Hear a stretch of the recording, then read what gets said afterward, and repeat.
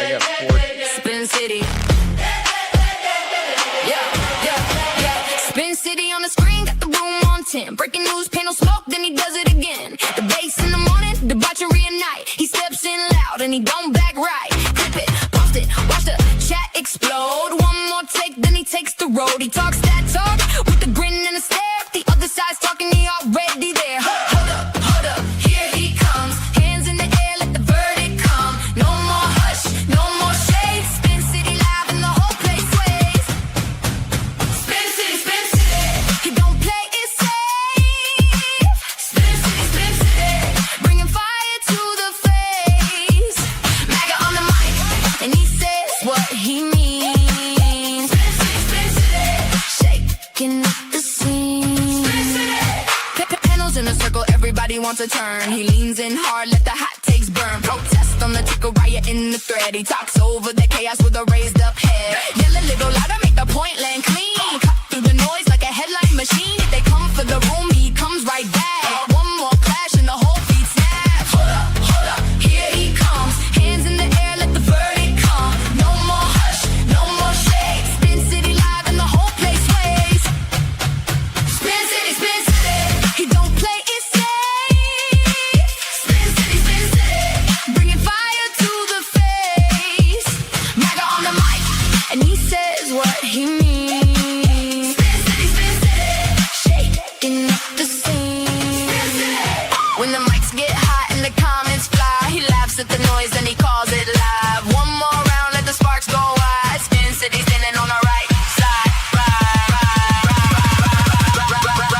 Spin City, he don't play it safe.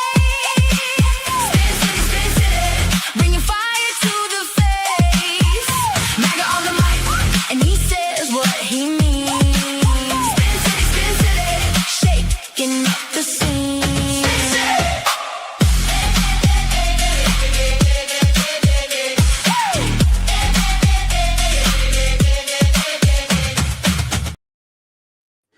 Good evening, good morning, wherever you might be.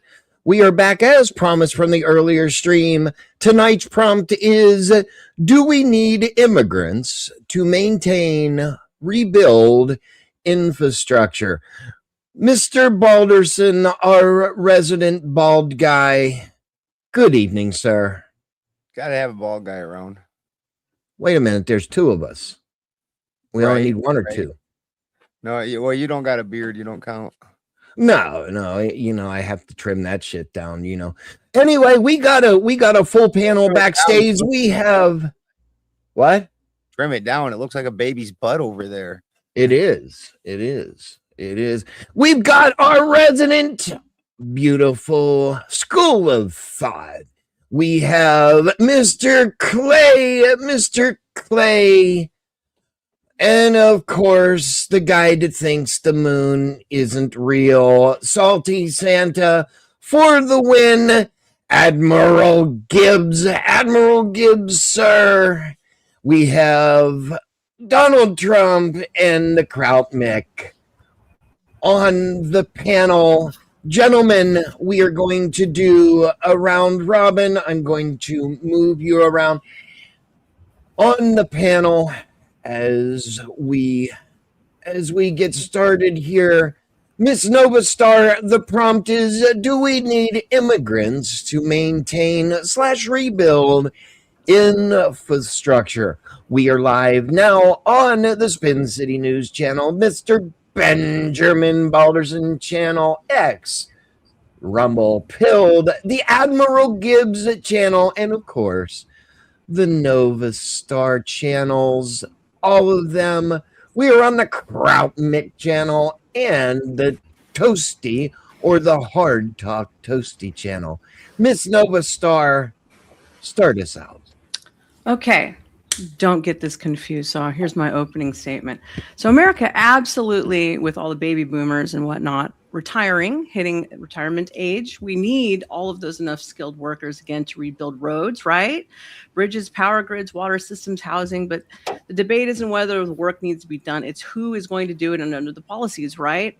So immigrant labor currently plays the major role in today's industries, but the long-term solutions also include workforce training, apprenticeships, increasing labor participation among Americans. But let's also remember, before we had all of this, it was American citizens who built it first. So that's where I'm starting. Next. Awesome. Mr. Admiral Gibbs, sir, your opening statements, please. Yeah. I mean, unfortunately, the answer is, yeah, we are going to need the immigrants. So you know why? Because the Dems have created a cesspool. They've created a cesspool of uneducated, lazy people, or hyper-educated, super specialized in stuff that doesn't matter people. And then they have done the same thing, and they've dumbed us all down. These people don't know how to do anything. We all have to work 3 service jobs, and they're complaining there's these service jobs that they can't work from home. All they know how to do is work from home. Listen, I like to work from home as much as the next guy, but that's because I've made it to the point where I can work from home. Before this, I was out in the heat, working, going door to door, knocking on businesses. I was putting fence posts in the ground. I was doing all this shit. That was terrible. It was terrible, but it made me the man I am today. And these people now, they can't do it. So we're going to have to use the immigrants in the interim because we're just going to need bodies to do the work. Now, the good news is we can also hire American, and if we reform our immigration system, we can mainly focus on making sure America grows with many of the things that Nova Star said, where we have trade schools, we have other entry-level ways, programs in the companies, all these things. These are all necessary, but yeah, in the interim, we are going to need the migrants because the Dems have fucked us. Get them, Gibbs. Thank you, Mr. Gibbs. Mr. Clay. Mr. Clay, your opening statement, sir. Yeah, appreciate you. This is an interesting topic here. I was looking up some things. It said that well over a quarter of the infrastructure workforce is manned by immigrants. Now that's interesting on itself. Since we're doing statistics here. You could probably guess where most of that is, right? So when you get up into like the northern, Midwestern states, it's not much. But particularly California, Texas, Florida, Nevada, New York, and Maryland are insanely compact with immigrant workers. All of them are over 30. California and Texas use 40%, and Florida uses 38%, and then New York is 37%. Now, I could imagine that New York's kind of surprising, but then when you look at Maryland being 34% as well, I mean, these numbers are astronomical. Like that's wild. And then there's a bunch of southern, well, not all the southern, like the eastern southern, and then the state where I'm at, New Mexico, and the Four Corner states are high as well. So yeah, the numbers are astronomical. I'm just finding it very crazy. I'll let that be my opening statement.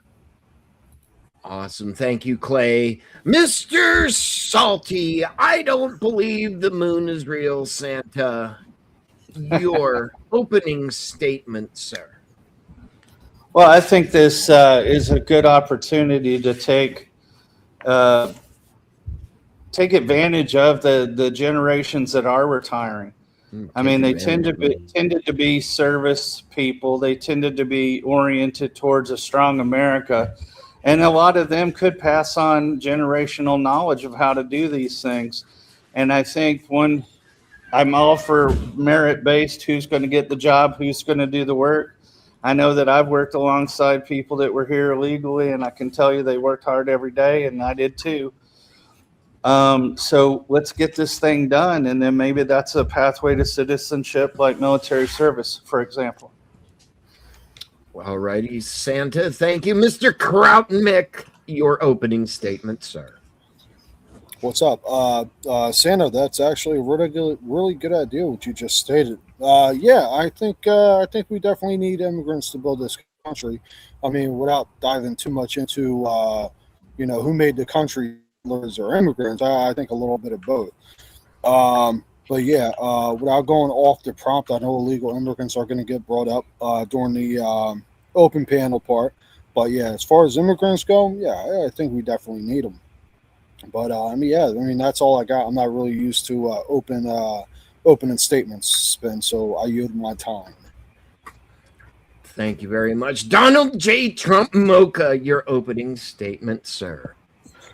So first off, I'll start with Mocha, make Orthodox guy cry again, 2028.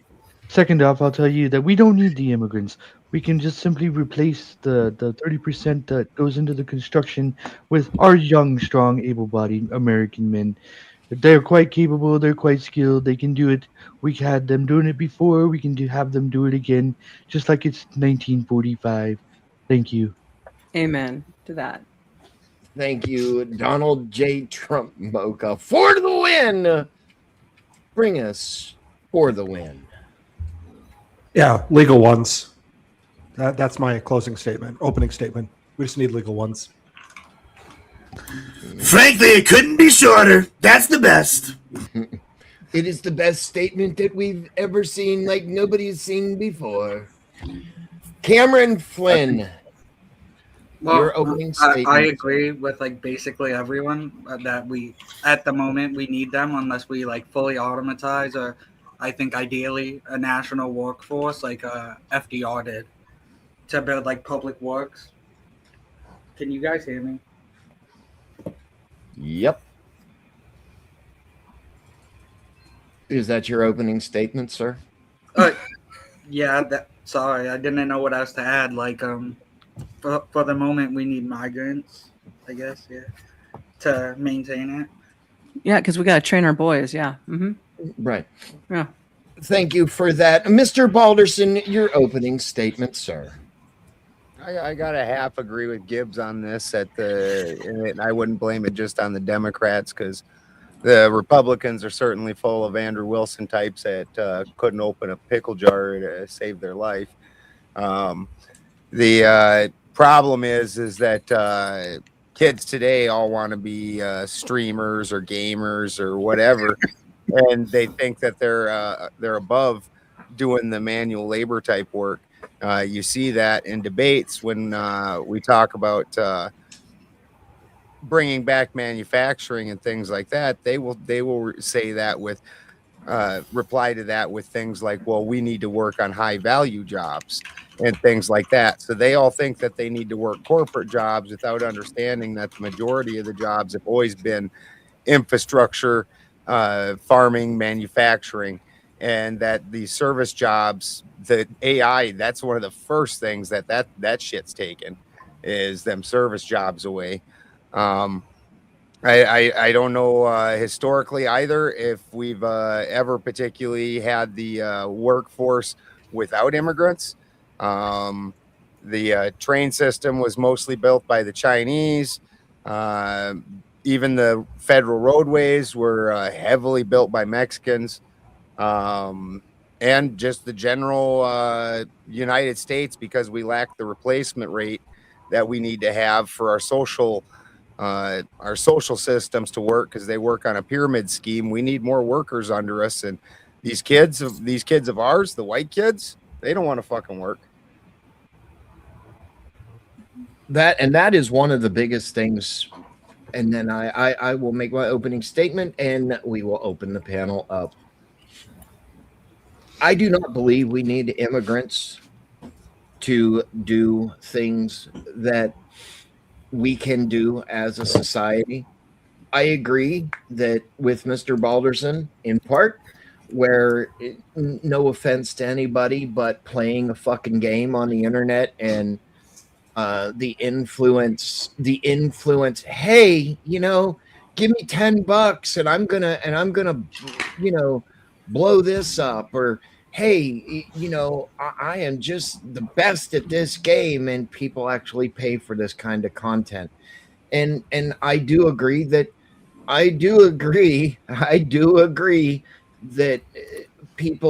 young people need to get off their lazy ass and go to work. No, don't knock it before you try it. Can I add to that? Are you done with your statement? Sure, go ahead. I understand, Benjamin, that in Floor- your industry. The floor is open, Nova. Have at it. Okay, so Ben, I understand that in your industry, as well as in my dad's industry when he had making pallets and whatnot. Okay, I understand that reality, but the truth is they've been pushing the propaganda of work smarter, not harder, since the early 70s. If you really want to backtrack some of that, you can go check out some of Mike Rowe's stuff on this. And basically all trade skills for males have been eradicated out of the system. So like if you reintroduced back agriculture, I'm pretty sure a lot of the boys and some of the girls would be getting involved. But you got to remember, it's what children are getting exposed to. That's part of the issue. Right, where they need to take away their little video games and take away their tabbies and make them go the fuck outside and play with sticks again. Yes, but those things used to be taught in the public school system. All those things have been taken out of the school system, including home ec, taking care of children, typing schools for girls, secretary work, all that type of stuff that used to be there. Like my grandmother, she was born in 1934, all right, and she raised me. Okay, here's an example. So by the time I hit about 12 years old, she still had her books from high school, and one of them were etiquette. Can you believe that? They actually taught etiquette and how to groom yourself and how to be clean, how to eat with your utensils properly. How many boys, when you sit across from them, just no offense, girls, we're just going to talk about boys right now, but how many boys do you sit across and they don't even know how to hold their utensils properly and eat? And they eat like gorillas. Seriously. And it's a massive turnoff. So, children need to be taught. They have to have examples set for them, and they have to have a vision. Without the vision, the people perish. That's just how it is. Well, one of the things that I think made a stronger America before, even with its other flaws, is there was a sense of we. There was, there was civics taught in school.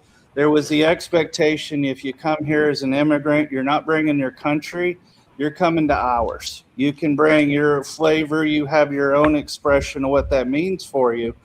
But I think back to the Scots and the Irish up in the Northeast.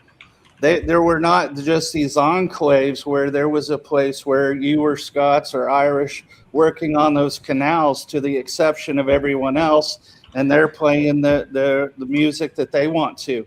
I'm okay with people having their own identity, but if you're coming here to be an American, and a visa is not an American, but if you're coming here to be an American, take on this culture, help make it better. Yeah, assimilate. If you're not going to assimilate, get the fuck out of here. I agree with Santa in that aspect. Santa, were you done? Yeah. I mean, basically what Santa said. I despite what some people on here might think of me, I have no problems with people coming to this country, and I feel like immigrants can add a huge part to the infrastructure, and work that job, but be here legally. That's my main issue. Conform to American ideas, or like Nova said, assimilate. But I think conform is a better terminology. I feel like assimilate, you're I don't know. Word semantics. I don't want to get into it, but yeah, man. America is better for immigrant infrastructure. Just be here legally. That's all I ask. And learn the language. All of our documents are in English. Learn the American language, at least basic shit. I don't want to ask you which way is Taco Bell and do, but that's my take. Fuck are you asking for directions to Taco Bell for? Yo quiero Taco Bell. That's the first thing that came to mind. If you come across some foreign immigrant that can't speak English and you ask some simple shit like that, and they can't fucking tell you. And then they get pissed at you. My name is Pablo, Juan Carlos, Alejandro González, María Lucia Mendoza, Macarena Chipotle, Tapatio con queso, guacamole, Ferreira, Santiago Rodriguez, but everybody calls me Bobby. All right, Bobby.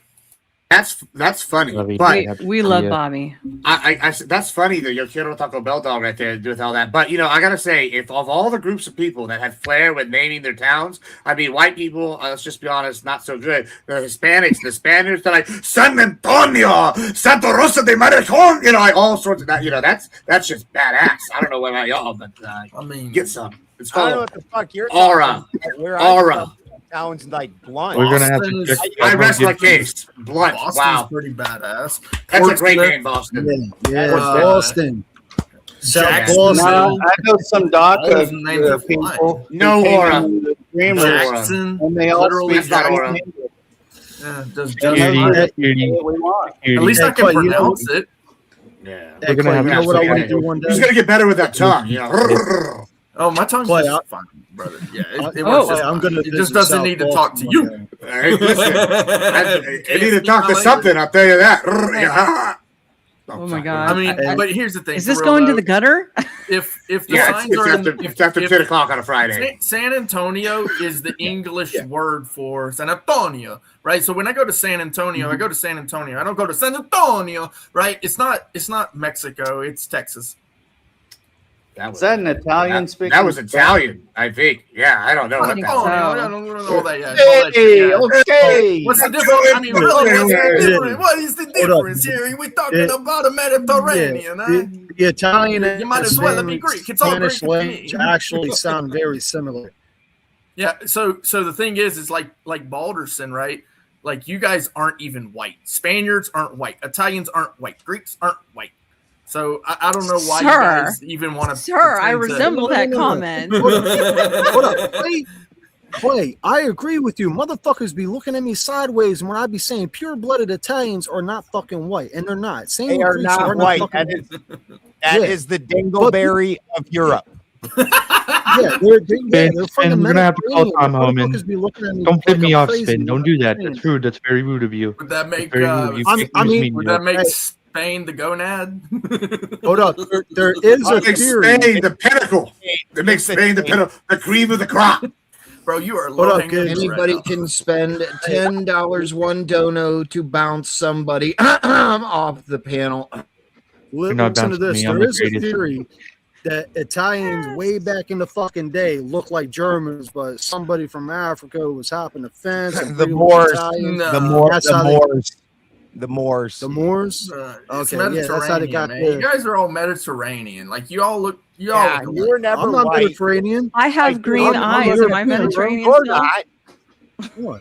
Come You're on, bro. not. Look at my name, bro. I'm a mutt. I'm so 100% here's the thing. European. I'm like 97% Basque, which is like one of the only tribes that can trace their roots all the way back on Europe that never moved. It's like one of the oldest groups. I'm a Neanderthal. Get some. Shut up, you Mexican. Unkillable. Yeah, that's right. So are No, you telling no, me you good. are you telling me you have A Jewish boy, roots, God. sir? Is that No, what I'm you're telling you, I got a cranium about yay thick. If I was Skinny. Jewish roots, I'd be a lot richer. Failure. That's true. Nope. That's Hey, true. kids, I don't look at either. this. This is a Neanderthal right here. You're a Neanderthal. That's a Neanderthal right there. That's a Neanderthal. Yes, I'm a witch. That's a Right. very witchy No. woman. I thought you Yeah, were when just we're look talking there. with the fuck. super white my skin room. people, for whatever reason, we all live on the same parallel. We like that parallel. If you get above it, it turns brown, and if you go below it, it turns brown. And that's where you get them Italians and Greeks and things like that. They weren't when you talk about white people, it's Northern European, it's the Germanic tribes, the Icelandic, Norwegian, Yeah, and the yeah. fucking Yeah, Danish. Celt and Gales. Yeah. later. Didn't all the Gaelics. Northern Europeans, didn't they all hail from Gallic. Norway? Like they're all basically No, from it's there? originally the Germanic tribes is from your oldest history on it anyways. It's the Germanic tribes. But where white people would have started is Indo-Asia. So it's the border of Asia and Northern Europe, right in that area. Yeah. So when you look at the old stories, actually Mongols, there's Mongols in our stories that are actually heroes and things like that in the stories, because we're most closely related to the Mongols. When the Celts came all the way down swung down into lower Europe and then kept going up to the Isles, British Isles. Yeah, it's better not to fight with the Mongols. It's better to be friends with them. That's just a with that. Yeah. They do knock down shitty walls. So Yeah. Yeah, you're better off not fighting with them. And I have not heard good things. Now, going back to the prompt, though, I mean, it sounds like there was general agreement.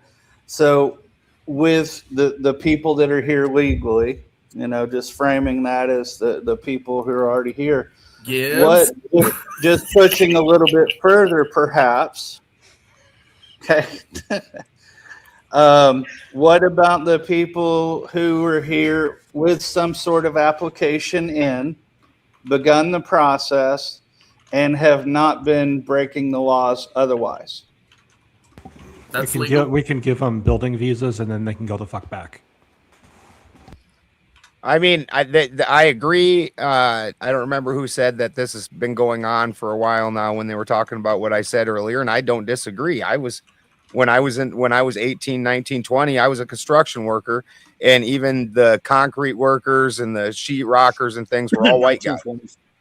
And then now over the years, it went to all the concrete workers are now Mexicans, all the sheet rockers are now Mexicans. Really, the only thing that's not immigrants at this point in the construction field is basically your electricians, your HVAC, and your turd herders. Union jobs. That's the distinction. Yeah, you're more talking about residential. That's where a lot of the immigrants were. Well, even in industrial, all the laborers, even in commercial, all the laborers, dude. In commercial, I've been on commercial sites. The Greeley fucking high school, when they rebuilt that, and then the auditorium, fucking the immigration bus showed up and that fucking construction site stopped working. All of a sudden there was like 12 white guys looking around going, well, fuck. Like, who's gonna mix the cement now?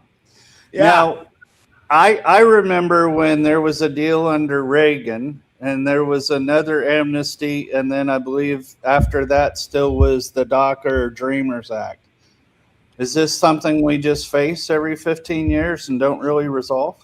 Yes, that's their solution. Let them all pile in and then make them legal at the end. Well, it's again, white people want to take these what they consider upper class jobs, even though fucking half them paperwork jobs you're making not near as much as a trade job. True. But they're sitting in an office, so they're happy about that.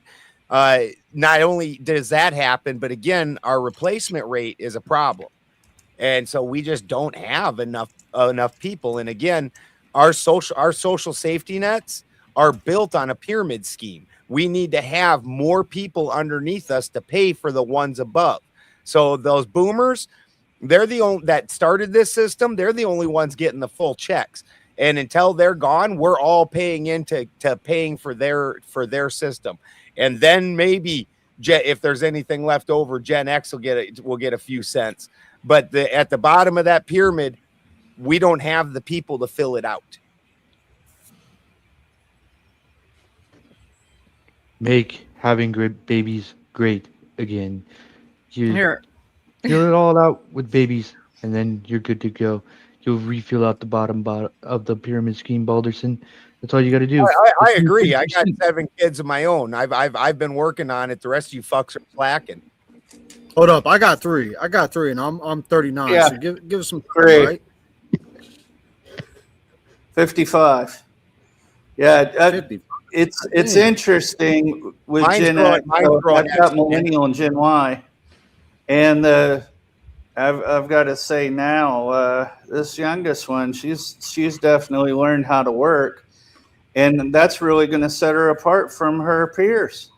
I mean, and I wonder if that's why there isn't some reward for, going out and doing the hard work. There's some way to privilege those things.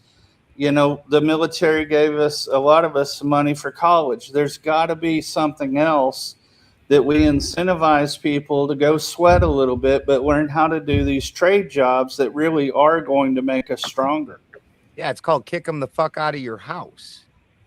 We as a parents there's a whole generation. What my parents did. Where I'm the latchkey generation, and we're the ones that really started this and fucked this up because we're all traumatized about not having parents. So we're the parents that you want to keep your kids home forever. Yeah, we're traumatized by that shit. So we're the hover parents that that our kids can stay in the house till they're 30 in the basement. Like, that's absolutely insane. Kick them the fuck out. Guess what? When they need a place to stay and want some food and some drugs or something, they're gonna go get a damn job because they have to pay for their weed like the rest of us did. That's right, Ben. It's either ass, grass, or cash. They don't ride for free. Damn straight. Damn straight. You got to remember these rules.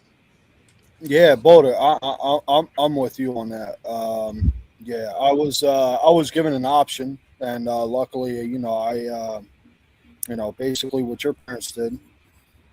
Get a job, get the fuck out at a certain amount of time. And if I didn't, I would have been homeless. So I had no choice but to succeed in that. Same thing. I was told I don't know if this is true or not, but my stepfather told me if I fail my driver's license, you're getting kicked out. I think he was joking with that, but I wasn't willing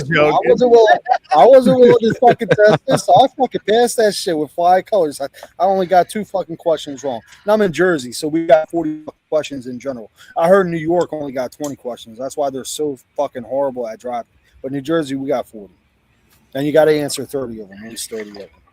Yeah, my dad booted me out when I was 16. I've been living on my own since I was 16. My dad said, "You got 2 fucking jobs. You're making more money than I am. Get the fuck out of my house." Like, well, fine. Yeah. I was 18 or 19. Yeah. My parents tricked me. They told me we were going on a vacation, and then the next thing I knew, I was dropped off at military school. But boy, that really straightened me out. Fucking Democrats. They've been lying to me since forever. My father was a Democrat. He's a fucking liar. Both parties lie. Both parties lie. Can we answer this question in the morning? Because the next one, and there might not be a New York City left, so we might need a lot of help actually rebuilding New York now. Well, again, there's not. The thing is they act, and this is from the last debate with the H-1B. It's not that we lack skilled or educated workers, because we've got all kinds of McDonald's full of college graduates.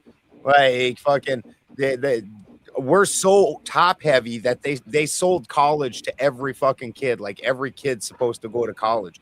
Most you people aren't even half smart enough to go to college, but that shit's a pyramid scheme too. So they needed to keep more people coming in. So they just sold it to a bunch of people that should have never went to college. I think that it's twofold though, right? So like I think what happened if we look at history, right? You had the boomers, and then I'm gonna probably mess up which gens what, and then the gym right under them, right? And they went into this world, Gen X, right? And then they went into this world where if you went to college, you did come out and you were guaranteed a high paying job, like with a master's, right? And like they came out. That was the pre-NAFTA, manufacturer. But so I think that a lot of them, they went through this, and then when there was this NAFTA, the 90s came. The 90s, people were doing better, right? Like because like the bubbles and like overall, so people didn't really understand what was happening, and so they pushed their kids, thinking, "Oh, this is what worked for me. This also semi worked for my grandparents that didn't go into the war or the Depression, but were younger." Right. This is like, so they're like, "Okay, this is the system,"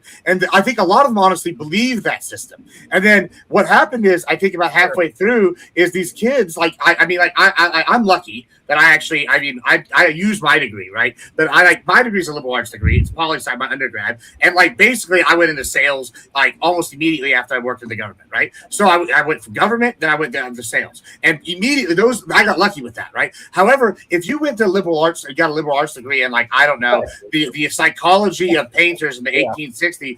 Worthless, right? Like, and so these kids get out and they're thinking, "Oh, I can parlay this into a lot of jobs," because back then you could do that because it was just a sign that you could commit to something for 4 years and then they would hire you. But now they're like, "Oh, we actually need you to be credentials in our field. We need all these things." And so they pushed all these different things. They expanded these colleges, and like it's like there's too many of these things, right? Like I think A&M, right, massive school. You probably want them to have as many different things at once because they're going to have the top people. Now, does San Marcos Marcus, the fucking little Bobcats or whatever, they're a big school too. They probably don't need a fucking large hadron collider at their campus, right? And so it's like they've over specialized. At the same time, they've told all these other kids, oh, well, now you know the system doesn't work. And so like these kids have to go into service jobs that are like not the same versus these manufacturing jobs. Maybe they work to like, I'm going to be rich. Like, but they're like, you're guaranteed a minimum, a moderate middle class wage because you're doing like skilled labor. And I think that's really crushed us because they did believe the method because they believed it. They pushed something that didn't work anymore. And now by the time they realized it didn't work, at least these newer gens know it. But the millennials are the ones who are especially screwed because we like bought in hook, line, and sinker to it. And got fucked. Sure. I used to mentor people in FIRST robotics. So that's, in the higher realm of STEM, right? Nice. And what I was seeing is if you weren't in that higher level, then you were going to be forced down. And that's part of the H-1B argument as well. And so with my own kids, I said, find what you love and learn service or technical, because soon a degree is not going to matter. I stopped even going for my graduate school because it just didn't matter anymore. It was my experience that kept me in management and executive functions, but the degree just wasn't mattering anymore. And that had to be 95, 98, somewhere in there. I mean, when it comes to college, the real problem is when the federal government started subsidizing all these student loans. Once they became the payers, then the cost of college and everything just fucking skyrocketed, and all these colleges popped out of, nowhere kind of a thing. Now they're fucking especially everywhere. State colleges. Mm-hmm. Even the better private colleges have hoarded themselves out. Like every college, the 2020, the thing it proved, and this was a joke that I made that fucking Owen Benjamin, a professional comedian, died about. I said 2020 proved that all fucking colleges are University of Phoenix. Like that shit is equal to every single one of them. Like every kid was doing college the same as University of Phoenix. It's all just a freaking scam. We've all anybody that's worked any type of job, you've met the college kids that come in right out of college and they are worthless every time. Zero fields have I ever heard. Oh, that kid came from college. They really taught him the field. He really knows his stuff. Like that. And to that point, Ben, they teach you in college by the book. And the book is just not applicable to everyday real world work. Yeah. It's fucking crazy. Even in technical fields, I found that to be true. My first, I went to because I was ahead on my credits in high school, and because technical stuff was more focused on back then, or your ability to focus on it if you wanted to. I got sent to Votech when I was in high school, and fucking that shit was great. Mechanics was, but you didn't get paid for shit. Now mechanics are actually getting paid because nobody wants to go get greasy. Why? I think it's fun. I work on my Harley. I wouldn't go that far with it. It's a good way to learn how to cuss a lot. Like, yeah, I mean, and this is another thing. Like, okay, I don't like to go out and do the labor no more because I feel like I paid my dues and done that shit, right? And if I can, I'll go and pay somebody to do my maintenance of my car. But if like I'm out in the middle of nowhere and something breaks down, you are at the age you should feel like that, Gibbs. Fucking right. The problem is these 20-year-olds feel like that. Well, they're right. coming out of college, thinking that they know everything and that they are the ones that should be in the boss position. Stop. Yeah. Well, they want to tell you they should be in the boss position and they don't know fuck all. Well, that's where I'm going with this. It's like a lot of them also just don't have like the gumption to like go follow through with something, right? So like I'll give you an experience like I have all the time. It was some of my younger salespeople was like something will go wrong. And like they're gonna have to do a deal that they don't want to do or something. And I'm like, okay, listen, sometimes you just gotta power through and you gotta like suck up your pride or you gotta do whatever. If like you get stranded, instead of like waiting 8 hours for I don't know, your cousin to come get you, just start walking your ass down. It might take you an hour to get to the gas station, walk your ass back. It might suck, but like if you just commit to a journey, whether it's like the best option, half the time by the time you figure out what the best option is, you might already be done with the second best or the third best. And so like these people don't have that like, oh, I'm just gonna handle this right now. Like, there's no, like, I think it's even a bigger crisis. There's no, like, it doesn't even have to be a leadership. There's, like, no, like, drive. They don't have drive. I like at all. That's because leaders, yeah, just could come from anywhere. But like, if you have no drive, like when the going gets tough, then you're just gonna all the time. And I don't know how to get that in these people. That's a laziness problem, sir. I think it's a bigger issue than laziness. It's also just a will. It is. It's a bigger issue. They have no will. Yeah, they don't have to, though. That's what I call laziness. That's not having a will to do it. That's laziness. And you know what? That's actually scriptural. So, like, I mean, we are living in a time where, there's a bunch of lazy people. Now, if you compare that with these other people who are willing to come in, who aren't quote unquote lazy, and they're coming in. You know, I was just looking up that it's like 66,000 is the cap for HB2. So if that's the case, right? You know, sometimes they give a lift on that, like so they'll add in some more slots for that. But those are legally documented workers. Where I'm looking at that, going, okay, well, if that's the case, I mean, and there's over 1 million, sometimes 2 million, any given season, undocumented workers. Like, that's such a massive gap, such a difference in numbers that I'm looking at that going, okay, well, if that's the case, then something's off here. Either we are not accounting for the production that we need, or either that, or these people who are undocumented here are working these undocumented jobs, and then I would actually put that on the business owners themselves, right? So if the business owners don't have the slot for the 66,000, why is it that they're taking advantage of these people, right? And then why isn't the government actually prosecuting them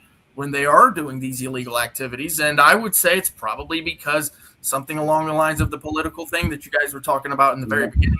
Dems and Republicans, not one-sided. Essentially, it's going to benefit this end or that, whatever it is, whether it's construction or farming or whatever, right? You got any laborious job. Yeah, any laborious job, right? So both sides are benefiting in various ways.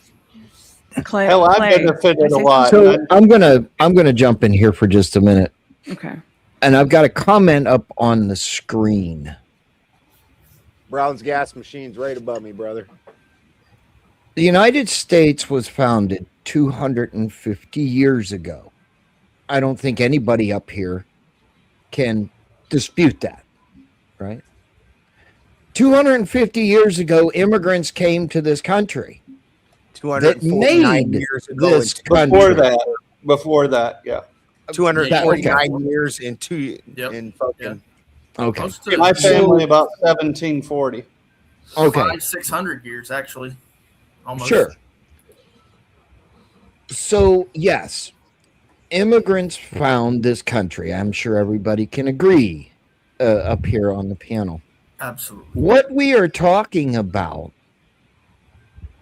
is 250 years later, there are laws. There were laws that were implemented when, Clay? 1776 to start, and then In 1776 there were laws implemented about immigration to the United States of America, or the United, what is it, Clay? I apologize. That was 1789 with the Constitution, and then actually some more immigration laws came in later in the late 1800s. But really, if you really look down at the foreign affairs, that technically is the Constitution. So I will give it that. So 1789. Right. So 1789, there was the Constitution of the United States says what about immigration, Clay? The Constitution? Well, it wasn't really clear on immigration at the time. Now, later on, the U.S. Code implemented laws, and it did throughout the history. In fact, if you really look into the founding of the various states and their statehood and their actual application for statehood each time, there was a rigorous process for each state and their statehood, and those individuals who were living in those states and would be coming into those states. Every state is different when it comes to statehood, but on the grander scale, the federal code, that was the later 1800s. Let's be clear: immigration or migrancy, if you will, even through the states before the feds really took it over, there was a rigorous process moving from state to state and having your state be the state that you're from. It's not like you just moved to somewhere and then, all of a sudden you just set up camp. There was property rights back then, just like there are property rights now. Absolutely. So my point is, back then they had a hard time crossing a border, right? Might have been a border of a state. Yeah. Now, state borders then, yeah. So for even 250 years, we've had borders. Yeah, even before that, the colonies had borders, right? And so even the colonies themselves would set up laws. I forgot about that. Oh my God, borders with the colonies? Blasphemy, sir. Right. So you guys are taking a fight now. I do want to bring up that it wasn't Immigration Act; it was a Naturalization Act about citizens. Right. I'm sorry, it was in 17. Okay, so my point to this whole fucking argument is, what in the fuck is the big deal that the United States have a motherfucking wall around it, and we can govern who comes into this country? Fucking please tell me that. Oh, nobody's illegal. Fuck you. Because they want us to be the commodity of the world. Everybody gets a piece of it, and they can kiss my fat ass.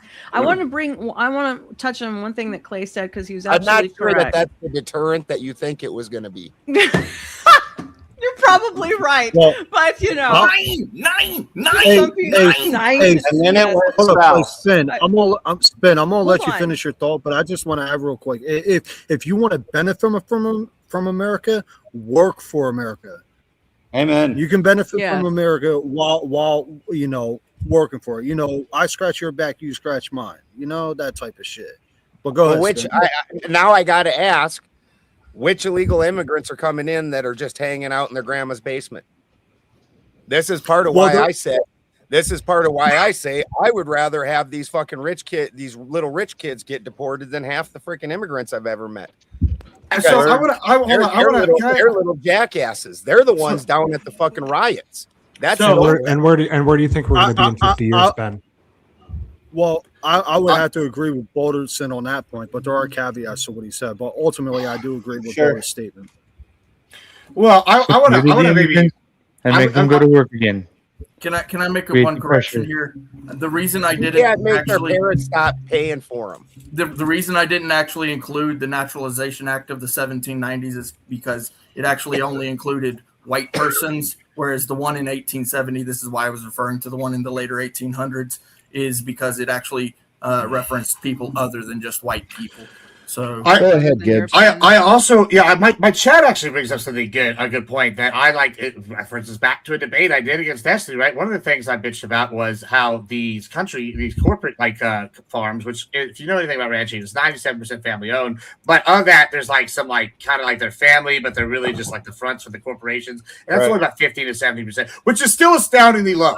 Right, that you have an industry where it's 83% family owned, right? Okay, versus when you have farming, right? You have all these companies that are now under what I think it's Bayer. They used to be Monsanto. They're massive corporations, and they have tons of illegals. Now, the problem I have is when I go and I'm trying to raise my cow, right? I do have I have some legal immigrants working for me. I have two of them, right? And then I have some other people working for my leather shop. They're all legal immigrants. They all work, and they get paid similar to Americans, right? And then we get them through citizenship. Similar.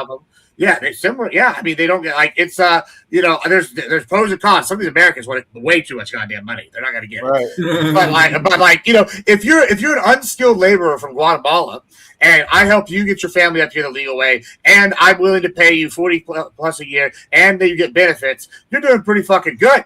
I mean, they're doing great, and so they're like, and that's fair, especially for like what's basically sowing.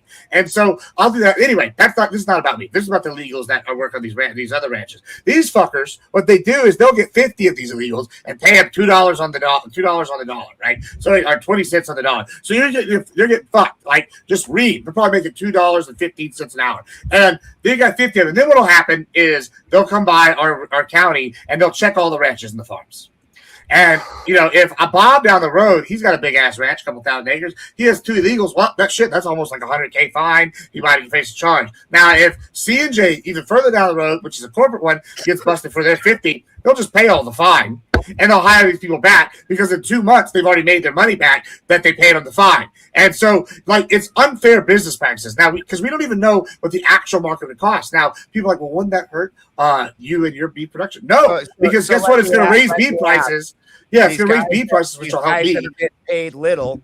Are they also being provided a place to live in their room and board? Is that also being provided? Well, that's a good fucking question. And if you find out that answer, you let me know, and I'm going to call ICE, and we're going to have some issues about that room and board. But what I'm saying is if they do, what they're doing is amongst white people also. Well, what they do is they'll put like 20 people in one building,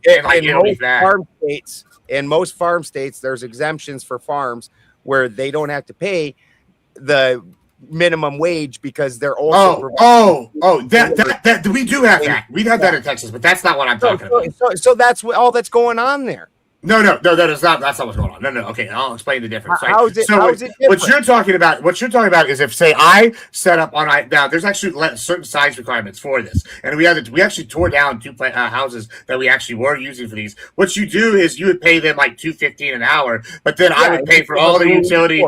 Yeah, but you have to give them a certain square footage, so you have to have like a 2-bedroom house basically, or like our apartment. That's not what these people are doing. What they're doing is they're getting like a fucking apartment, and they're putting 20 people in a 1-bedroom, and they're saying where I'm from, because I'm from the plains, or they'll build little they usually just get them fucking double wide trailers, and there'll be a whole little community of double wide trailers that's literally just the workers for whatever something farm. Like a reservation. Yeah, so this is not what we're talking about. These aren't the same things, because these guys are not even being paid on the table. Like, I would be directly paying them $2.15 an hour, and then they would have then you would see an invoice, and it would include why they're not getting paid. They would have like the room and the board and the other shit. These guys, they build like a shed. They're doing it illegally, but I'm saying, how is the mechanics of it any different? You're paying somebody that's living on your property, and you're feeding and paying their utilities and things like that, and you're paying them if they're living on their property. Different. Well, you got to disproportionate.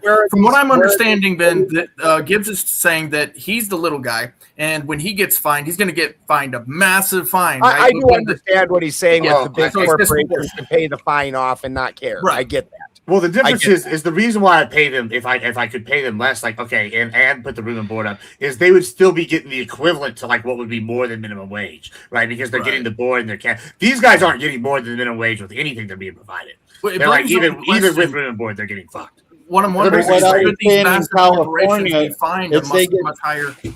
Should these massive corporations receive a much higher fine? Should it be proportionate? Yeah, but hold on a second. It should be criminal charges, not a fine. They should be charged. It's illegal. And more and criminal charges, but also a massive fine, like something. If you guys are talking a flat rate, a lot of the field workers are only being paid for what they actually take out of the field. Oh, that's a good point too. So wait a second. I don't know about the farming. I know specifically about the ranching, but yeah, that's true what he just said. The jobs Clay is talking about is called entry-level jobs, right? Sure. Those for the high schoolers and college kids until they are ready in the workforce. However, all the immigrants have taken over those entry-level jobs. Actually, what I would say about that, Spin, is that those American young men and women should actually be further in the field than they are. They actually shouldn't even be doing those entry-level jobs at 20 and 22. Like when they're 16, 17, they should have those entry-level jobs. So high school, yes, but then once they're out of high school, they should be either looking for a full-time job. Okay, but what are you? Wait a minute. Wait. what are you calling entry level jobs? Are you saying like a lemonade stand? Clip that shit. No, no. What I'm talking about is picking Mop My potatoes, floors, that's an entry level job. Just picking mop my watermelon, floors, picking clean my toilets. potatoes. You know, Okay, but is that type- entry level? Yeah, absolutely. Yeah, absolutely. Picking potatoes is entry level. Okay, so basically, what you're really referring to is like jobs that don't require a license, or you know, Training. Yeah, you know, some Hired on sort position. of formal training. Yeah, hired on Things that are position. primarily what you would consider labor field. And I wouldn't call McDonald's Maids. entry level. Actually, I would call McDonald's like running a cash register, that type shit. That's high school work. That's actually below entry level. Entry level. Yeah, but wait yeah, a minute. but Wait a it used minute. to be called entry level, honey. Back That in the day, used to was. be called entry level. Yeah. When fucking McDonald's That's workers are worse, making $15 to $20 an hour to turn a fucking half a cent fucking generic fucking fake ass beef patty over, Yeah. that's But not that's entry level. That's not really where your complaint is. That's the problem. No, my complaint is these illegal invaders that are coming into this country, Well, now taking those jobs. Keep it in line with what you just fucking said. Don't go off fucking tangent. Actually, fucking keep it in line, man. Yeah, because the growers in the fields who run the fields. Your problem is that not that McDonald's workers are making 15 to flip burgers. That's Okay, not should an illegal alien work on a fucking farm and make $15 to $20 an hour? Right now, keep it on They work tap. on the farm. I am. Listen to me. The reason McDonald's workers make $15 an hour instead of 6 or 5 back when I was a fucking kid is because of inflation. Where your true complaint is that the skilled laborers have not kept up with inflation. So that is not the fault. I was getting to that, Balderson. That was a No, you mandated weren't. pay No, you increase. Well, here's the thing. Here's the reason why I don't actually call the McDonald's job entry level is because when we're talking about illegal immigrants, the ability to get an entry level job, an illegal immigrant, the ability for him to be able to get that job, he can't get a job at McDonald's. Let's be clear. He can't get a job pushing carts. Legally, they will absolutely destroy his ability to do that. So we're not talking about McDonald's and pushing carts. We're talking about picking potatoes. Okay, Or picking painting- or parts in a painting warehouse.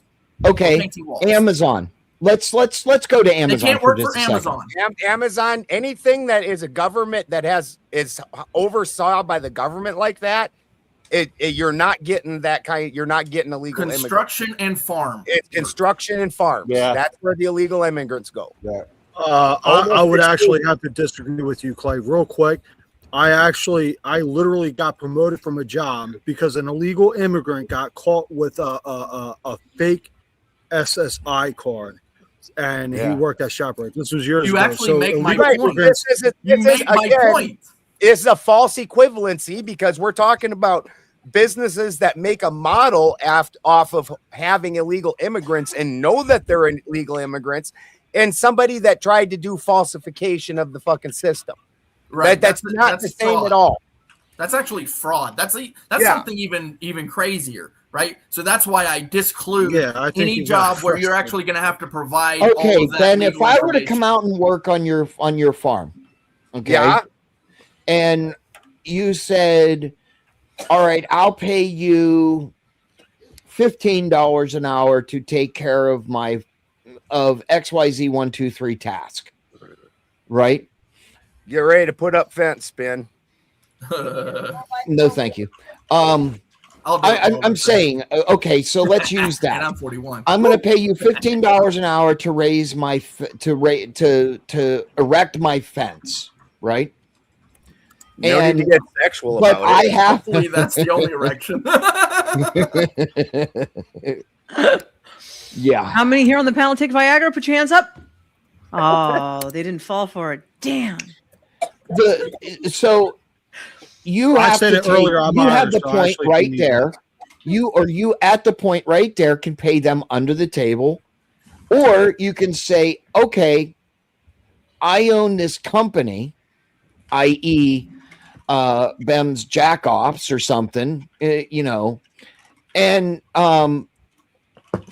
I have to take taxes. I need your social security number. Or I need you to fill out this form. You, as the employer, say Toasty, as the employee, can't sign that form. Do you still hire them? That's an oversimplification. I am oversimplifying it, aren't I? They don't even and you're trying to lay out a very complex situation when the How fact is it complex? They know, because the simple thing is they know Ben, that you need the fence. Let me You finish need talking, the motherfucker. fence. Go ahead. The Go ahead. simple answer is they know that they were illegals when they hired them. They didn't even ask them to fucking fill out the fucking form. They paid them fucking. They said, "Hey, Mexican, you can stay in this fucking shed out back, and I'll give you $5 an hour cash under the table to go out here and work." Oh, you got a cousin that wants to come do it with you? Fuck yeah. I'll give you fucking the two of you $10 an hour. Get Sí, to fucking Mr. work. Barroso. Sí, señor. Yo necesito mucho trabajo, por favor. Es muy rápido. Ooh. Yeah. You remember the movie Fun with Dick and Jane when And Dick a is out holla there buck to waiting? you, sir. Yeah, Dick is out there. Dick is out there waiting for the truck to come by, and Fun with Dick and Jane, and he's hopping on the back of the truck, and then he gets Okay, knocked but off. isn't $10 sounds pretty good. Ben, I'm just get $5 in a case of beer, you know. Ben, could you correlate that to somebody that doesn't want to fill out that 1099 or the W-9 or whatever the fuck it is, to the point of an illegal not wanting to fill that form out, but you need the fence built? Sounds like you ain't gonna get that fence built this is legally. Part of why that the illegal immigrant workforce is almost exclusively construction workers, which is usually small companies, privately owned, and fucking farmers. Again, like Gibbs just said, 97% privately owned. And so these are all paying them under the table and giving them a place to live. And when your bills are paid and you're getting $5 an hour, so you can send all $5 home, or you can keep $1 an hour and send $4 an hour home. And you and your fucking 4 cousins that are all working save for fucking 3 months and then get a hoopty with the fucking lowered fucking rims, or you know. This is similar to child labor laws, right? Except for that the children actually have even more protections, right? Which is good. That's a good thing, right? But this is very similar to the labor. It's labor laws, really, right? Well, So I this mean, all falls under related that. to you. Well, I don't know if y'all noticed this, but it's really modern day slavery that you underpay them. They basically have this class that's like not It able is. to vote, whatever. And I don't know if it's a total coincidence, but it is the same party that was back in the 1850s, the 1860s, saying, "Dear Lord, you can't take away our slaves because price is going to go up. Dear Lord, and what are they going to do?" And now they're saying, "You can't take away our illegals. Price is going to go up." Crazy, crazy Exclusively owned by Republicans. Where's my 5 acres and an ass and some seeds? Not big. The ranching, yeah, but the farming, it depends on the crop. Like, because a lot of the crops are not corporate owned. Is the problem. Okay, Well, so going back to the prompt, your private owned farm, Yeah, the private owned ones are going to be Right. overwhelmingly are, Republican. are almost exclusively Republican.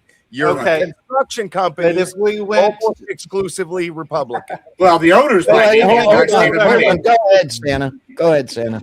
if we go back to building our infrastructure, we can step aside both of those arguments, because those are That's people what that are I'm going to have to show saying. bona fides.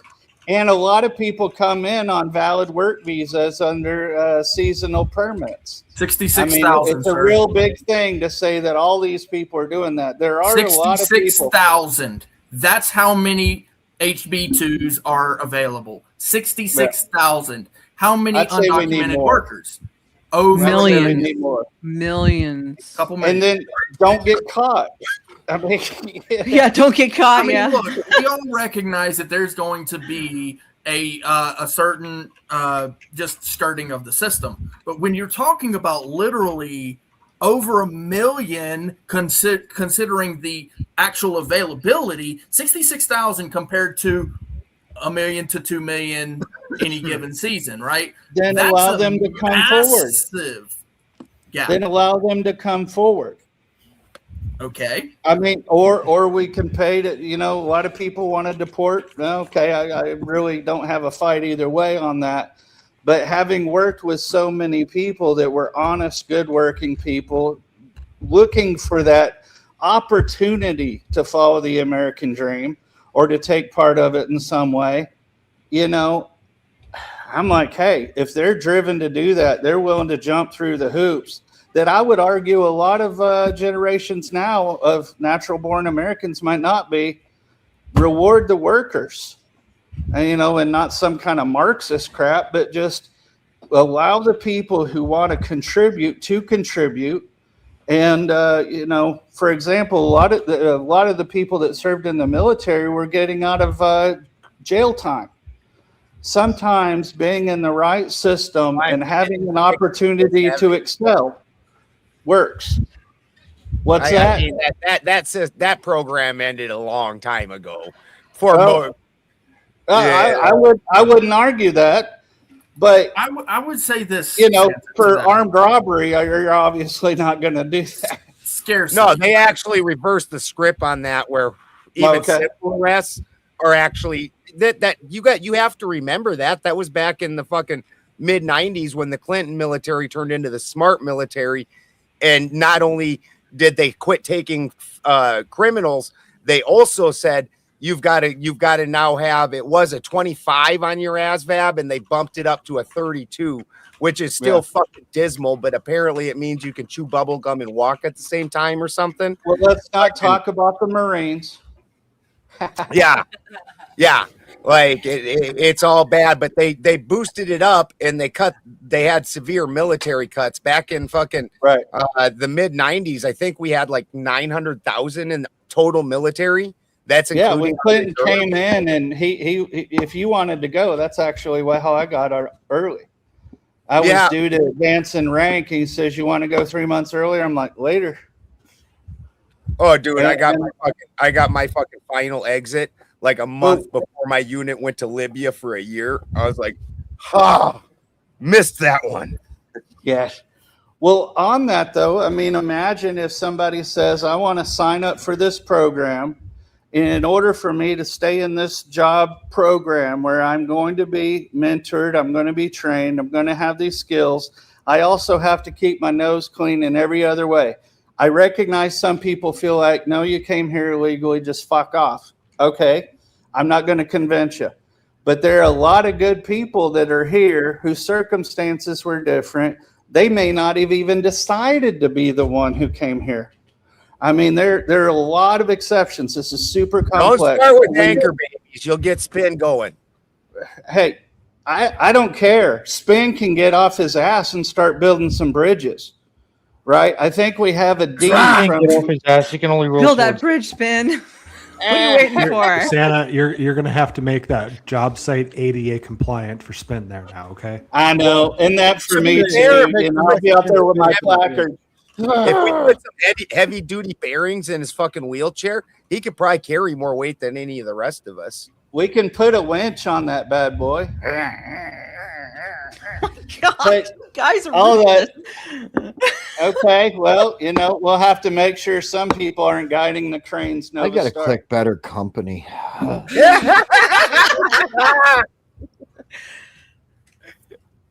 Oh fuck. No, but we definitely need to make sure the work gets done, and these things are so complex. I don't like it when the politicians tell me, oh, he was such a good boy. He was mastering in human arts, and he made a quilt every night for his grandmom. And then the other side of it is, he was this in Air Force Academy. All these anecdotal stories to prove a narrative leave us failed. I mean, the system fails us. We have the infrastructure. It's a real thing. It's easy to measure. It's easy to see whether or not people are showing up. If they show up and they don't have their credentials, wouldn't it be better than spending the money to deport them with clean records, by the way?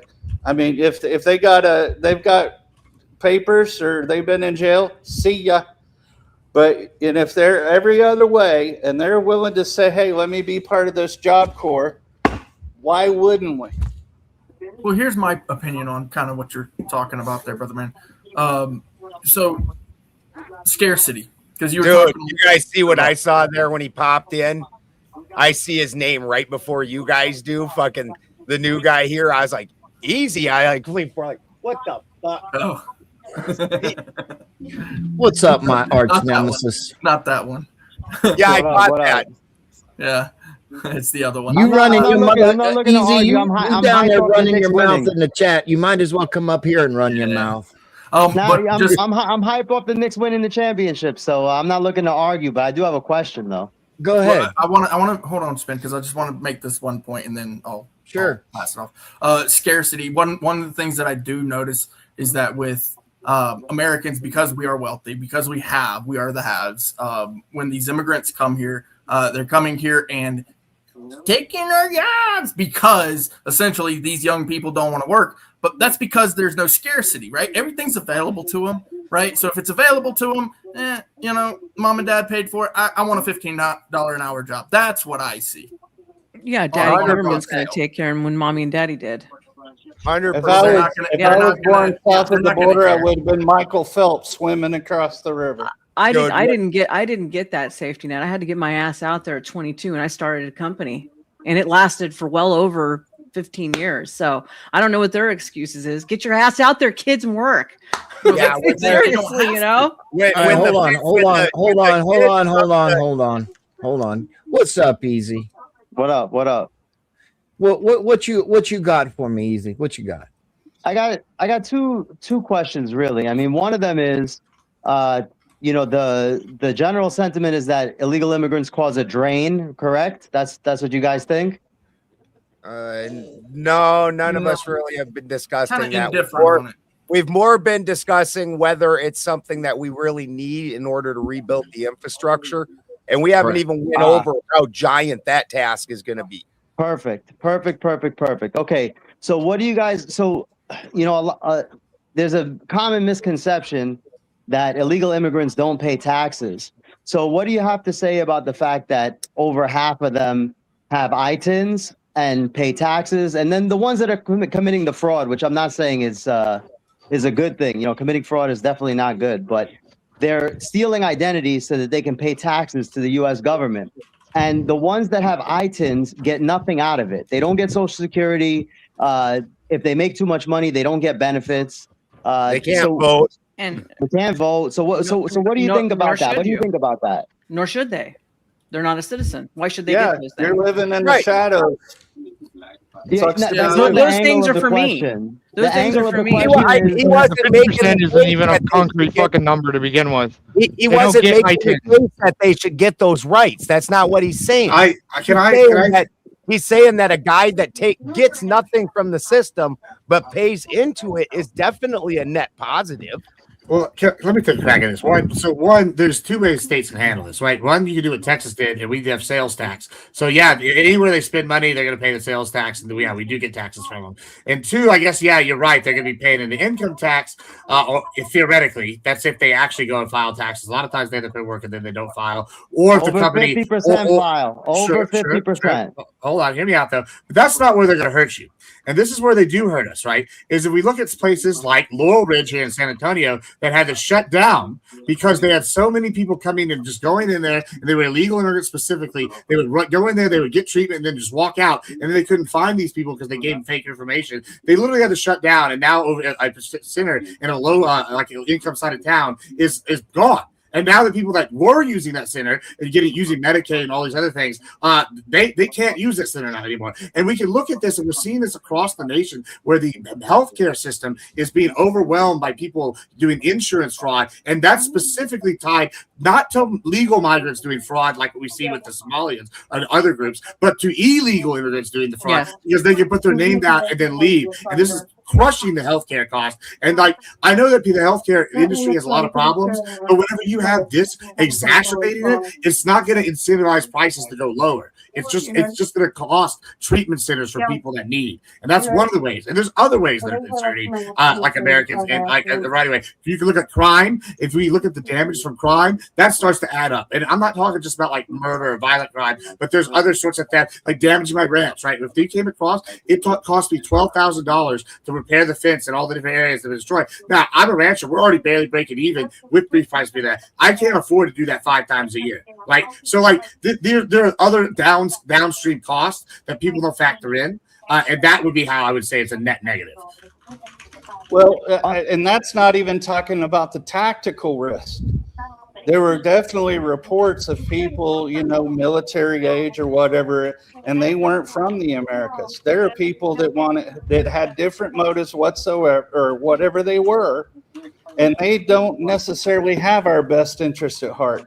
I mean, how many people does it take to create instability? Less than 10%. And if you're doing it in local areas, well, we have these autonomous zones already.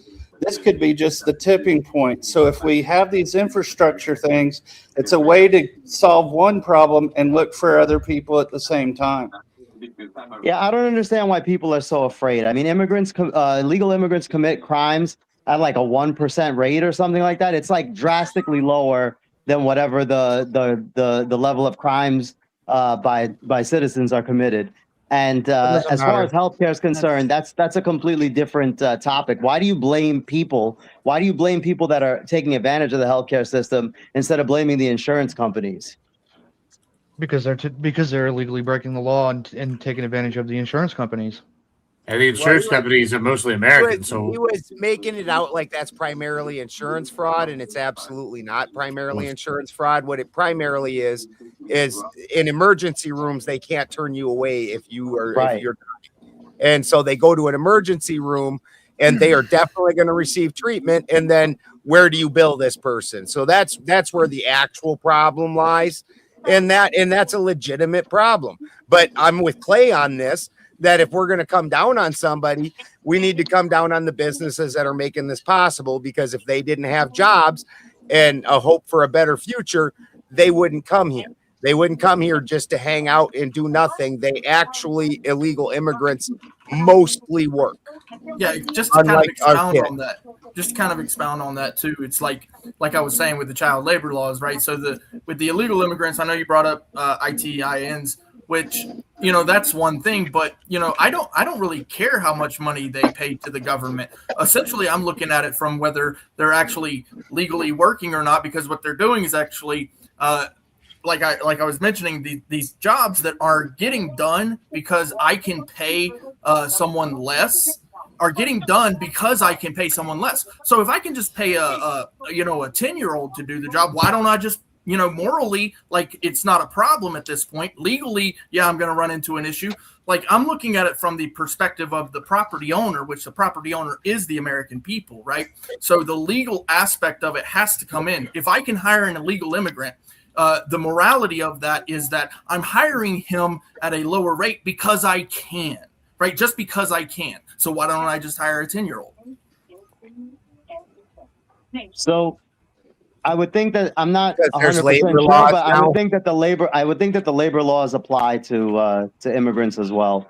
Yeah, that's so then that would mean that the business owner is breaking the law, and they should be the one that's punished for breaking the law. And you're absolutely right, though. Easy though, what he was saying, how they do this. Like I worked at I'm not gonna say which business because they'll rat them out. But they basically, when I was in college, I was working here, and all these guys had real papers. They were like, "Oh, I got this from somebody that died overseas," and they were real papers. And so that's how they pay taxes, because it would just be taken out of their paycheck, right? And then they would never actually file for a return, right? So they would be like, "Okay, we're fine," so they'd get paid. And then, like, if anybody ever came looking, that information pulls up somebody in a whole different state, right? Than where they're at, like, except for their like W-2 or whatever. And like, so yeah, I mean, they're pretty smart about it, and it's not like they're giving the full amount of taxes. I mean, and I'm not so much worried about them.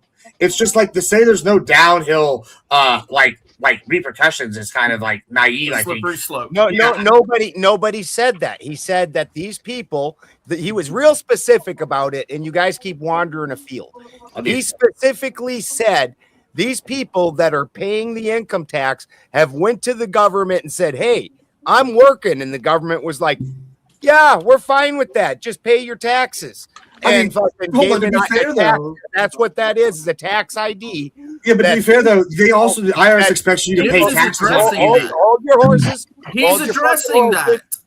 that. That these people that pay the taxes but don't receive the benefits of being a citizen, Who are these they paying people are taxes to? definitely Hold on. a total net positive. But the IRS though has already set the precedent that they don't care if you're doing illegal activity like that, because like look at how Al Capone got caught, right? If he had just claimed his his money on the drug money or whatever he was selling, I mean I don't know, not drug money, whatever he was doing, all the other shit he was doing, like if he had just claimed his ill-gotten gains on his taxes, he probably would have got arrested for something else eventually. But the IRS wouldn't have been the ones that got him, right? Because they don't give a shit. So same thing with this. I don't know that actually like proves like that the government's okay with them doing it though. I think it proves the government's greedy. Tell me this. Yeah, I think what happened when the big companies that do hire these workers like that went to Trump when he was like mass deportations? Those big companies went to him. What was his response? You remember, or did that slip your mind? I remember. I'm still bitching about it, like because I wanted the illegals gone because I want almost like the government says, if you pay the taxes, go ahead and stay. Well, no, I think this was more of a case, and I actually don't have a problem with this because I like money in politics, but it was also like, hey, these are your lobbyists. I'm not going to come get your guys. Isn't that Easy's argument? Isn't that Easy's argument, Ben? It is. So this is kind of why I said you're missing my point, right? Because okay, if I pay my taxes, I'm the business, right? I have to pay my taxes. So why don't I just hire a 10-year-old? I agree, but that's on you. That's on you. You can't hide a 10-year-old like in like a Wingstop or like a Burger King. I can put no, we're talking, like a dude that has like fake paperwork. Remember, we're not talking about those jobs. We're talking about farming and in construction. We're talking about the things that illegal immigrants can take, right? So if it's not immoral to hire someone on because you know what, I just pay my taxes, who's an illegal immigrant, then why can't I just hire a 10-year-old? Because of labor laws. Labor laws. No, the law doesn't matter. Remember, Clay, the law doesn't matter. The law does matter. These people are legal. That's what you're missing. All right, hey, hold on. Can I ask you a question? I won't come get your immigrants if they're working. If you start putting a bunch of 10-year-olds out to task, they are definitely coming to get you, which was my statement that the government doesn't care. They've proved it. I-10s are legal though. We're not talking about illegal stealing. So is hiring illegal immigrants. And the government doesn't care. Trump flat said, "Oh, well, never mind. I'll stop these mass deportations as long as they're working for you guys."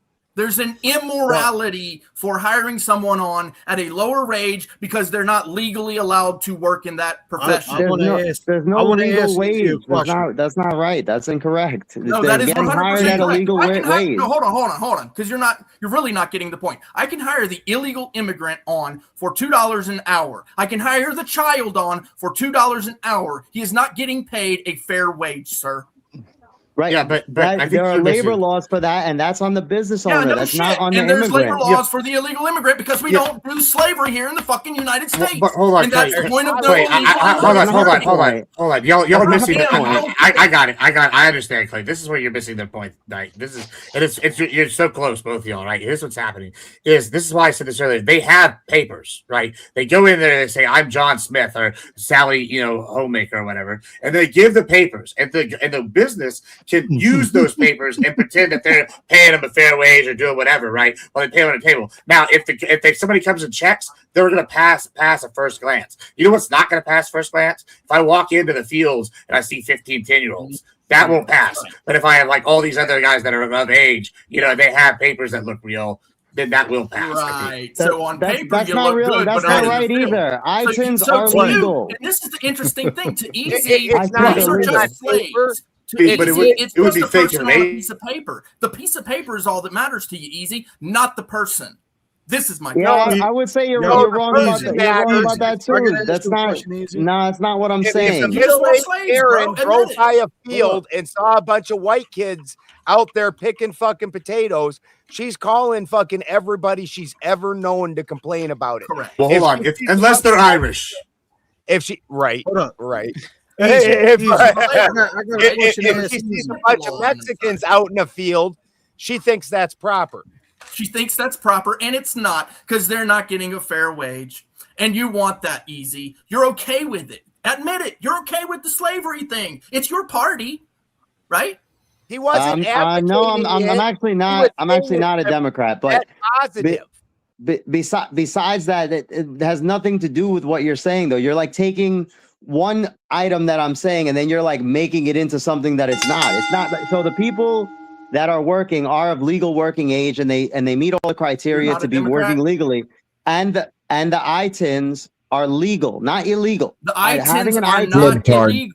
They're not legal. ITINs They're are, not it's legal. legal Not to a have an single ITIN. Yes, the not government a gives it to single you. illegal immigrant working here in the United States has an ITIN that's legal. Just Google it. Just Google it. They're not legal. Just Google it. You can't They have are set one. up for How do you get they are one? set How up do you for get one? illegal immigrants. How do you get one? You have no How do you idea get what one? you're talking How about. do you get You have to one? How do you apply get for one? it. You Oh, apply you got to for apply for it? And what do they Yeah. check? What do they check? Yep.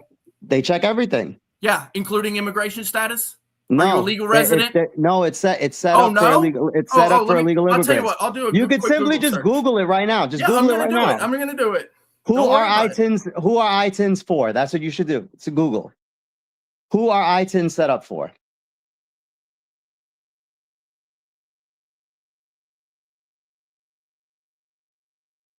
I lost your volume. Yeah, I know. I'm muted so that I could Oh, actually sorry ask about the that. question. Yeah.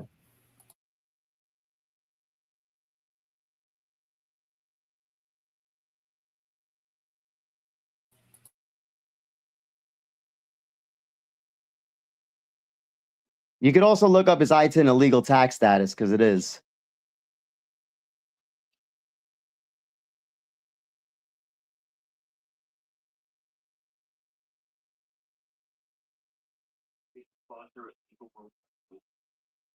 And when you're done Googling it, you could say, oh shit, I didn't know that. My bad. Oh, look at this. No, an ITIN does not grant legal work authorization in the United States. Employment eligibility. Employers are required by law to verify work authorization using Form I-9, which requires an SSN or a valid work permit, EAD, not an ITIN. So go fucking suck a dick. I don't give a shit, bro. Like, you are so misinformed. You're a retard, bro.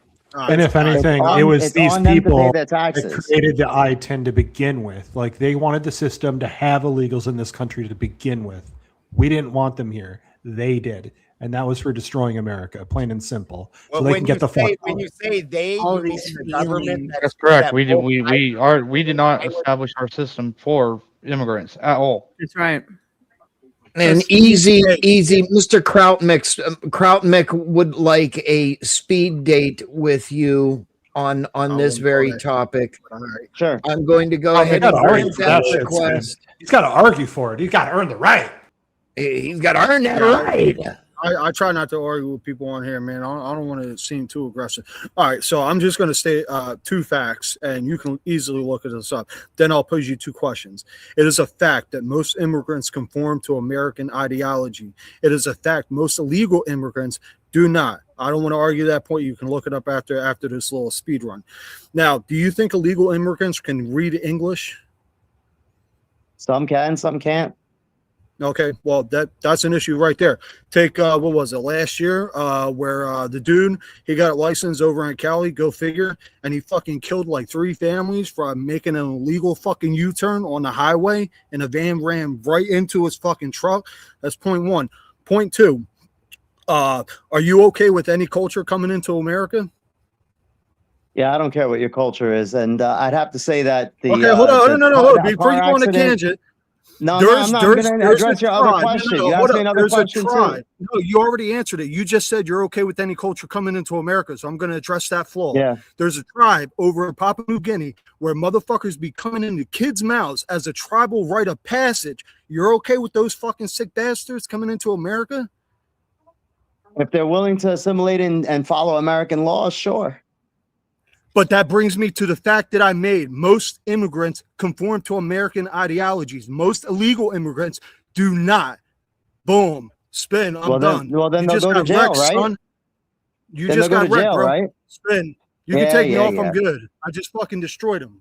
Boom. Oh, Argument yeah, over. so destroyed. Argument over. Argument over. You ain't got nothing to say to that. And you just proved my point that if they conform to American ideologies, and it's a fact, immigrants conform to American ideologies, and illegals do not. You just got wrecked, son.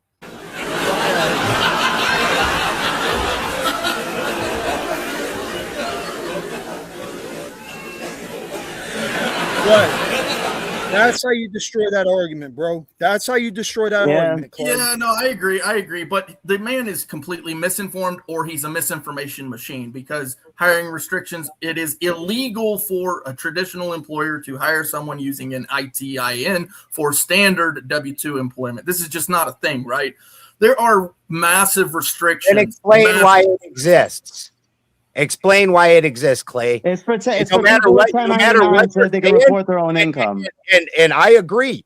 It's because these illegal. asswipes I wanted to agree. give these people a pathway to fucking trouble. citizenship, and it starts with them I being able to agree. make some fucking money. Get in Jesus trouble. Christ, man. And Don't that this shit's illegal. I completely agree. Now, let's go to the government. Does the government give a shit? Trump said in front of national fucking TV, I am not going to deport these workers, because the companies came to him and said it's a problem. So when I state that does the government give a shit? They don't. They prove it. No, they don't. Right. So here's why. Because providing an ITIN to an employer as if it were an SSN, or using a fabricated SSN to get a standard job, is illegal and can negatively impact the future of the immigration process. What you're actually doing is you're actually using someone else's information. Like, you're not even using real information.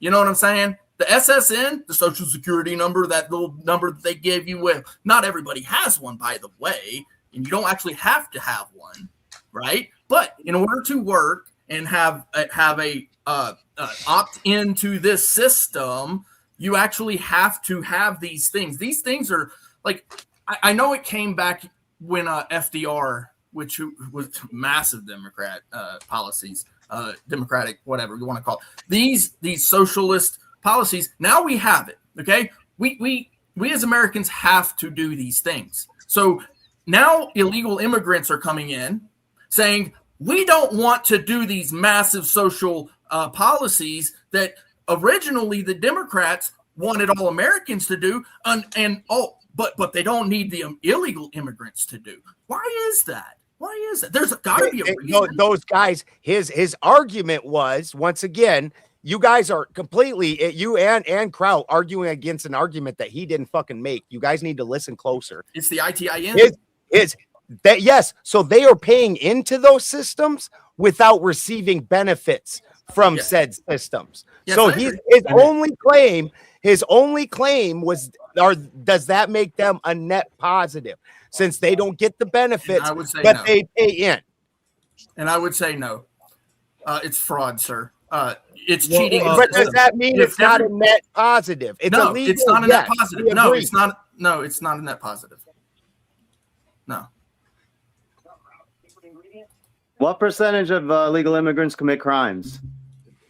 Well, that's another interesting debate, really, because it used to be we thought we knew the statistics. However, Texas has put out a recent study. There's been 2 of them done here, but now we're saying that these numbers might be off. I'll find the studies real quick and I'll post them in here. But they're saying a lot of these times these people were being charged under the fake names, or we weren't recording them if they're already in prison, and all sorts of stuff before. There's crazy stuff. We're finding out the stats might have been wrong the whole time. Just like when they said mass shootings were a white boys game, and it turns out they were not including gang violence in there, which if you include gang violence, suddenly that changes who's the mass shootings dramatically, like by large numbers. But hey, it's all about it's there's 3 kinds of liars. There's good liars, there's bad liars, and then there's statistics. You know what I'm saying? Hey, Gibbs. Give me a moment. All right, can I ask you a question? Yeah, just let me add on to Gibbs' point real quick. There's some states out there, Democratic, that are actually changing laws to where, for example, if you get caught doing a crime with a weapon, like if you beat somebody up with a fucking bat, you know, normally that's assault with a deadly weapon. However, there are some states, democratic states, that are changing the law where if the cops show up and you drop that fucking bat, you no longer get charged with assault of a deadly weapon. So their crime statistics are fucking lowered based on that factor because they're changing the very laws. But to add to what Gibbs just said, yeah. Is there any proof to that? I mean, that sounds You can wild. look it up online, bro. You can look it up online. You can look it up online.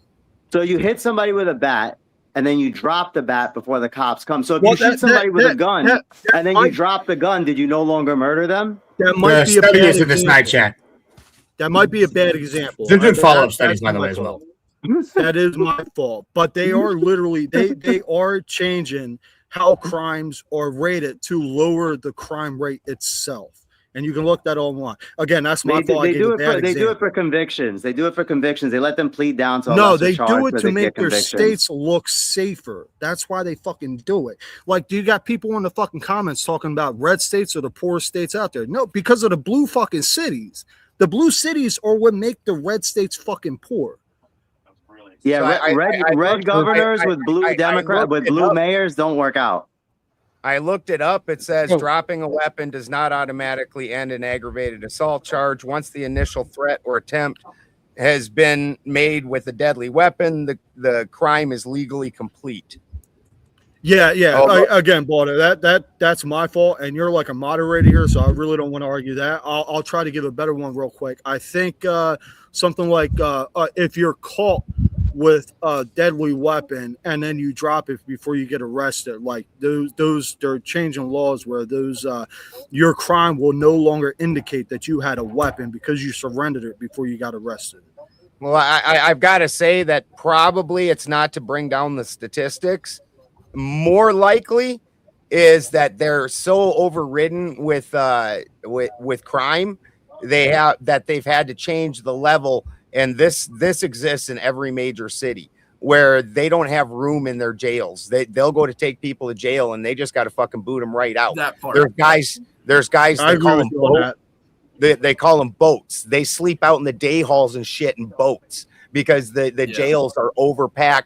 And so what are your options at that point when you can't fit any more people? You start moving the levels of the crimes that will put you in that situation up.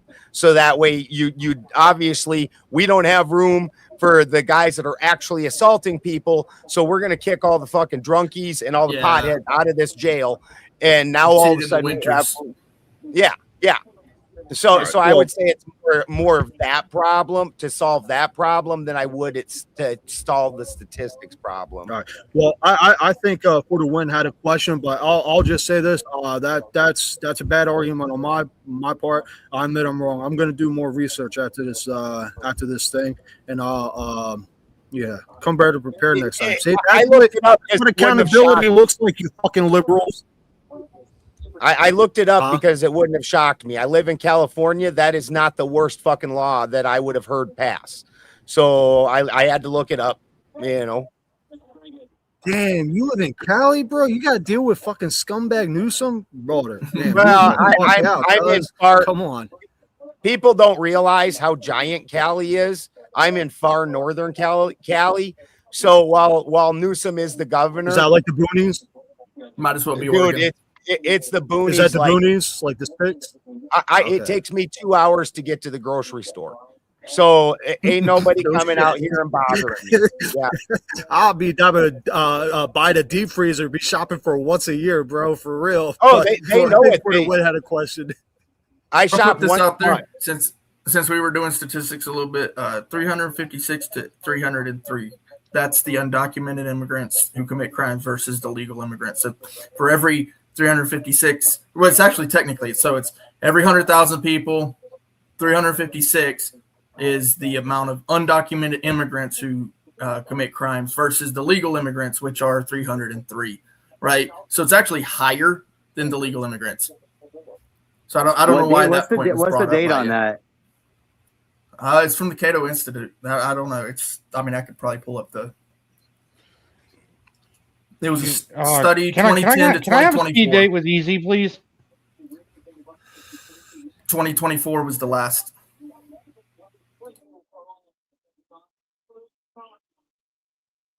How you doing? Can you hear me good? Yeah, I hear you. All right. So if you break into my house illegally and then you just sit on my floor and you don't do anything, are you still committing a crime? Absolutely. Okay, so then why would you sit there and say that it's okay for them to just do the same concept even though they're not committing any crime? I mean, you can't really correlate a country to a house. Yes, you can. That's exactly how our laws were built. It's an expansion of your enterprise. I think I lost you. That's how they started it, and then they started with the homestead, and then they built it up to be more inclusive to the country. That's why it is your country. I have to say that that based on experience and actions, that the American government disagrees with you. So I mean, I don't really know. I don't really know if you would be like the greatest source of information for what is intended for the country's laws as far as that's concerned, or not what the laws are, but what the actual practice is. And I don't really care. I didn't say I agree with illegal immigration. I said I really don't care about it. And there are net positives that are had, and I think the crime rates are pretty low. I got to check those statistics that the other guy. If you illegally break into my house, and you do a whole bunch of house work for me, it's a dumb correlation. Hold on, I'm sorry. I really tried not to interrupt you. There is 100% a correlation. So if you break into my house illegally and then you do a bunch of fucking work for me, does that mean I should let you stay in my house and continue doing the work for me? I mean, that's up to you, right? That's up to you what you want to do, right? That's called slavery, dude. It's called slavery if somebody chooses to come into your house and work for you. I'm exploiting you by letting you stay in my house and do all my shit for me and not paying you for it. I mean, wouldn't there have to be some type of power dynamic there? Wouldn't there have to be some type of? No, there wouldn't. No, there would not. Yeah, I don't think this makes any sense. So it's like hard to respond to what you're saying because it doesn't make it's not really making sense. I know it doesn't make sense to you guys because you guys don't understand the fucking concept of slavery. I mean, I'm against slavery if that's what you're trying to. You're sitting there saying you're for it, dude. I don't think somebody coming into your house and doing work for you is slavery. I think you'd have to solicit it. I think you'd have to actually be a participant. If you illegally come into my house and you start fixing shit around my fucking house, that's not okay. That's against the law. Okay. So? Yeah. Kind of amazing how all you political guys have to misrepresent everything a dude says so you can make your fucking. It's not a misrepresentation. Where did I misrepresent in Boulderton? For you though, I did put the study in the dude. You guys have pointed the dude I out. didn't even fucking misrepresent him, dude. Or something. Can I possibly? And the dude hasn't made any of the points you guys keep fighting. It's fucking wild. He did. I did too, actually, Ben. So I don't know where you're going with that. Yeah. So no, this guy down here, you guys, it's easy. You guys are all fighting. He didn't ever make half the points you guys are fighting. Like you guys are some retards. So you asked about the I-10, Ben, and what the fuck did I say? Ben? I mean, this is just the way the conversation goes. I mean, I don't understand why it's a problem to talk about these other fucking issues. And ask him about they keep pretending like this dude said that. I don't understand that. Why is it a fucking problem? Like literally that guy. Problem to talk about these literally issues, that fucking guy started out with saying, talking about that's a crime. I don't agree with it. Are we talking about immigration? Are we talking about these issues about immigration? That doesn't mean you have to fucking misrepresent what the dude said in order to make a fucking argument. So are we allowed to ask him questions? Are we allowed to ask him questions? Yes. I mean, it just seems like we're asking him questions. Is that misrepresenting what he said? Oh, no, it's not misrepresenting anything. I got you. So it's a leading question to have a conclusion wrong? All of a sudden now asking a question is just absolutely wrong. Don't ask any more questions, guys. Toasty wasn't asking questions. Don't ask any more questions, guys, because it's going to offend Ben.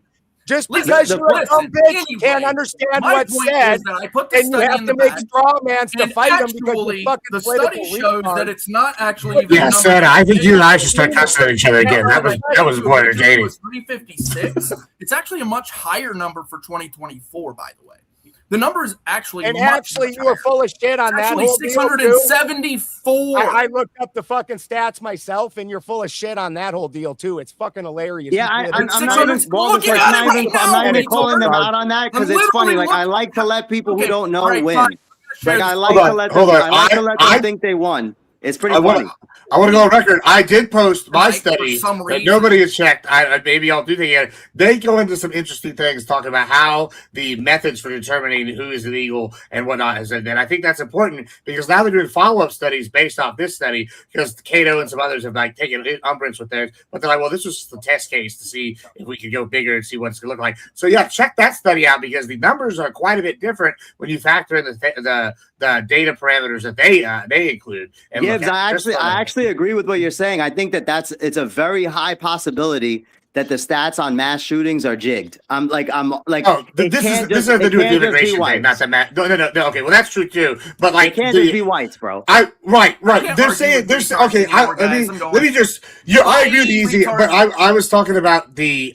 Well, I don't know what just happened there. Was in the article I posted has nothing to do with the shootings, but I think I was saying it's like allegorious, right? Because they basically are saying that if you include gang violence and shooting, they're not saying this. I'm saying this. I'm going to make a like comparison. If you compared gang violence and included that in mass shootings, that would change the numbers. They're saying in this study, if you include this data parameter, I don't remember which one is those off the top of my head, then it's going to be like, oh well, people that commit crimes are way higher disproportionate of immigrants than previously thought. I don't know if it's saying max, but it's saying that we might need to relook at how these things are. And I'm willing to look at these things. That's all I'm saying. But I don't know. That Cato incident did a study that he posted doesn't say what he thinks it says. Yeah, I don't even know what that Cato Institute study is. I mean, if you could just simply Google it and it comes up as a very, very low percentage. So yeah, maybe my stats are wrong, but it's funny to watch the that's what I'm saying. All your stats are right, like because like except for like this new study, which is saying maybe we need to look at it. But like yeah, the long held belief is that immigrants commit less crime,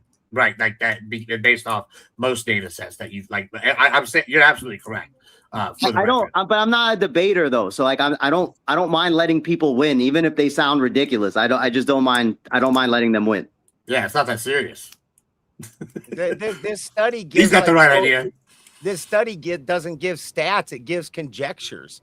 It says shit like, "Fucking due to delays in identification, the number of illegal immigrants arrested or incarcerated in Texas is undercounted at any given time. Recently convicted illegal immigrants are most likely to be undercounted."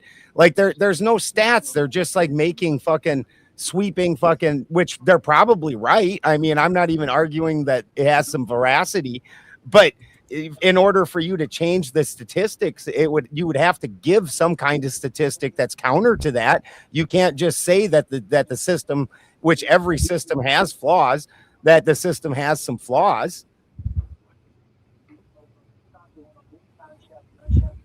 You're muted, Gibbs. Gibbs, you're muted. Gibbs, you fucking really turn on. Yeah, I'm sorry. I pushed one button here. I was looking at this other thing. Yeah, are you talking about this one? Because I mean, they have stats. I mean, like I said, it just needs to be expanded. I think. I clicked the thing you posted and back. Yeah, if you click it, they have the full. If you go to table 1, it goes into more detail, like and then explains what all these are. Like, I mean, they have all these stats, but like I said, I think it's an interesting conversation to be had because we could frame statistics in general however we want, right? Like, yeah, I'll pick another one that I know is like kind of an unfair one, right? If I was going to do like crimes committed by race against other race, well, white crime against like African Americans would be like significantly lower, but it's like then you get into okay, what about hate crime by race? Well, okay, well then it's going to be significantly higher than almost any other race. Like, I mean, it's all about how we like pick what the criteria is. Like, I don't know. Like, my major point here with this was that I'm not sold when people like use this as an argument. Oh, it's not committed. They commit less crime per capita. Like my argument would be, well, if you're here illegally and you commit one crime, that's one crime too many, right? Like that's kind of the issue, right? Like in my opinion, as opposed to like, yeah, they may be here committing less crime. It's like, well, they already started with a crime, and now we're moving to other ones that like have downhill problems. Is kind of my issue. Well, really, actually, it's the opposite, and most of us fucking know that when you're likely to get put in jail and sit there for a while, you tend to not commit other crimes that other people casually commit. This is part of why you see stoners. And cops will even say this: if that motherfucker is driving under the speed limit and freaking astutely following all the laws, that's because he's got drugs on him. Sure. I mean, and the same applies to illegal immigrants, because guess what? If they get arrested, they have to go in, then they sit in the jail for 6 months while they figure out who they are, process their charges, and at the end of serving their term, they get immediately put on a bus and shipped back home. Yeah, so that sucks for them. They don't want to get arrested for fucking doing 60 and a 55. They don't want to fucking get busted for doing some stupid shit. And so it makes sense they have a lower general crime rate. I'm not worried about that, right? Like, I mean, that's true. And like I would say in most public examples, you don't want to get busted for doing like something stupid like running a stop sign. I agree. But if you look at conviction rates for like illegals, normal people, all like citizens, if you get convicted of a crime once, the likelihood you reoffend goes dramatically up, right? And so this also the theory would hold that if you're willing to break a law to get into the country, you're willing to break other laws to stay here and do other things, all right? And this is going to continue down the line, and there's going to be consequences for that. Like when you start on one law break, it's going to continue down the line, whether or not it's like I murdered somebody. That is as fucking retarded as the. I mean, the data backs that up, though. The data doesn't fucking follow. And the data doesn't track at all. It says that actually they have a lower crime rate than the average. If I come here illegally, so, I mean, your data is full of shit. No, let me give you an example. Where I might not be willing to go rob a bank, I would be willing to jump a border to go work a job to feed my family. Okay. Hold on, and that's fine. If I come here illegally, right, and the cartel helps me get here. Right, because most of them have somebody that helps them get you always got to add in bullshit. No. This is well. I mean, I'm adding context because it's important. If they come here, because a lot of these illegals, I get it. No, hold on. All right, listen. I'm going to give you an example that's easily looked up. This is a thing that happens all the time. They come here, and this is a small crime. They come here legally. They have the cartel help them here with the El Coyotes, right? And they get in here, and they go, and they're working. And so Consuela now has to pay them, and she never commits another crime. And the only thing she does is pay a fee. For 30 years, every month, pays them $30 to the cartel. Now, that's not that big of an issue, except for the fact that she's now funded this cartel for 30 years with a consistent stream of revenue, right? Because she came. Now, I feel for Consuela. She just wanted to come here for a better life and work. However, she's still funding crime that's going to fund these people to do more crimes against us in the long run. It's a system. That's the problem. You have to start taking out the cogs. Yeah, it says boo-hoo for some of these people, right? And it's sad because most of these people are probably good people. But like, if you have to start somewhere and you have to start pulling the threads if you want to hurt these big, massive, semi-autonomous governments like the cartels are. No, it's people doing drugs who are a lot more responsible than that lady paying taxes for 30 years. I'm not paying taxes. As I've listened to you today, just about everybody but the folks on your farm would have to go. Yeah, aren't you the same people who say that everybody came in because of the fucking the fucking broken systems and everything from Biden? You guys you're talking off two sides of your fucking mouth. It's super pathetic. It can't all be because of the asylum process that I didn't say it was all the asylum process. Oh, yes, you have. I didn't say it was all the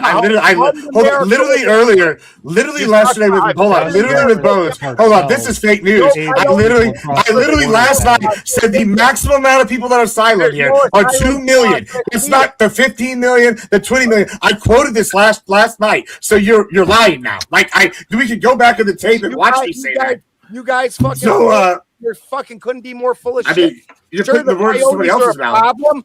And here's the thing: you always take one little thing and then blow it out. Now, can we hear about the lady that got raped till she died and all that bullshit? I mean, that also happened. Pathetic, fucking emotive arguments. I mean, they are the real examples. I'm sorry that these are real arguments. They're literal cases that happen all the time. Quit pretending like this is the entire problem. It is a major problem. It's multiple problems. Argues that coyotes are a problem. Nobody's made that fucking argument. This is why I'm making the argument that they're a problem. have to build up straw men to fucking knock down. It's not a straw man at all. I mean, the problem is nobody fucking made it's not a straw man. It's not a straw man. Listen, Ben, I know you don't like real these. thing that's actually happened. These are real things that actually happen all the time. I give you other examples, and I have the articles that, like I said, there's a whole section of my Discord. Emotional stories. Let's do emotional stories. Yeah, I mean, like Trin de Agua destroying a apartment complex here and 400 people losing their houses. That's it's not a real argument because that didn't happen. 400 people didn't lose their living situation here due to Trin de Agua. It didn't happen. Is that the entirety of immigration? Is that is that part of immigration? Yeah, it is a major part. I believe it was because Biden opened up the floodgates. I mean, it was partially Biden. It was also other people before Biden, but yeah. Is Biden a coyote? Biden empowered the coyotes. Yeah, so he's is Biden a coyote? No, he's not physically a coyote or not metaphorically a coyote. Did the people come in for the asylum process come in through coyotes, or did they come in through government? Do the asylum people come in through the coyotes? No, the asylum people will only hold on. Once again, this is that thing, because last night I argued and I said this, and this is my literal word for word quote, it was 2,424,000. I might be wrong in the last 20,000 of people that are here in America waiting for their asylum claim to be processed. And of that, only 9.9% were going to get passed. Now, I said, so the maximum amount of the 14 to 40 million that all these people say estimated here illegally, the maximum amount of that could be 2.4 million. Now, that doesn't equal out to all of these people. So don't put words in my mouth that I didn't say when we could go check the tape from 8 hours ago. Just make their way across the border on their own. Not people that use other means like the Asians you were mentioning earlier. I actually looked up the statistics on that. They are coming. Weirdly, they aren't coming through that southern border. The Chinese agents are. The Chinese agents are. That we have evidence of that as well. They're coming through on ships. So there literally was a story last week about this too. I mean, I'm sorry you don't read the news. Maybe you should read the news sometimes. Like that. I guess that's why I like to talk about philosophy, not politics. I also read your study and back, which didn't back up what you said at all. It literally backed up exactly what I said. I mean, I'm sorry that you framed it. You had to try. I read the actual statements from the fucking study, and then you had to try and twist it, and then also put. I don't have to try to twist anything. Like fucking lifetime word for word. Oh, let's get your tears going so you can't think. I mean, the only person whose cortisol is worked up is yours right now, Papa. I'd like to hear from Nova. My God, calm down. It's okay. What do you want to hear from me? Your corner. Yeah, what do you have to say, Nova?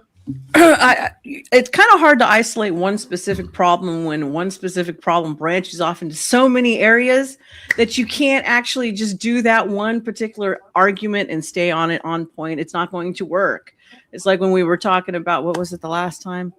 Something about the fucking security laws and all that shit. And it's like, okay, well, that law covers this, but then by the time you get done with Homeland Security and everything else, it starts to cover all those other laws that get violated with terrorism and all the rest of that shit. You know what I'm saying? So I'm with Gibbs. Sorry, I'm with Gibbs.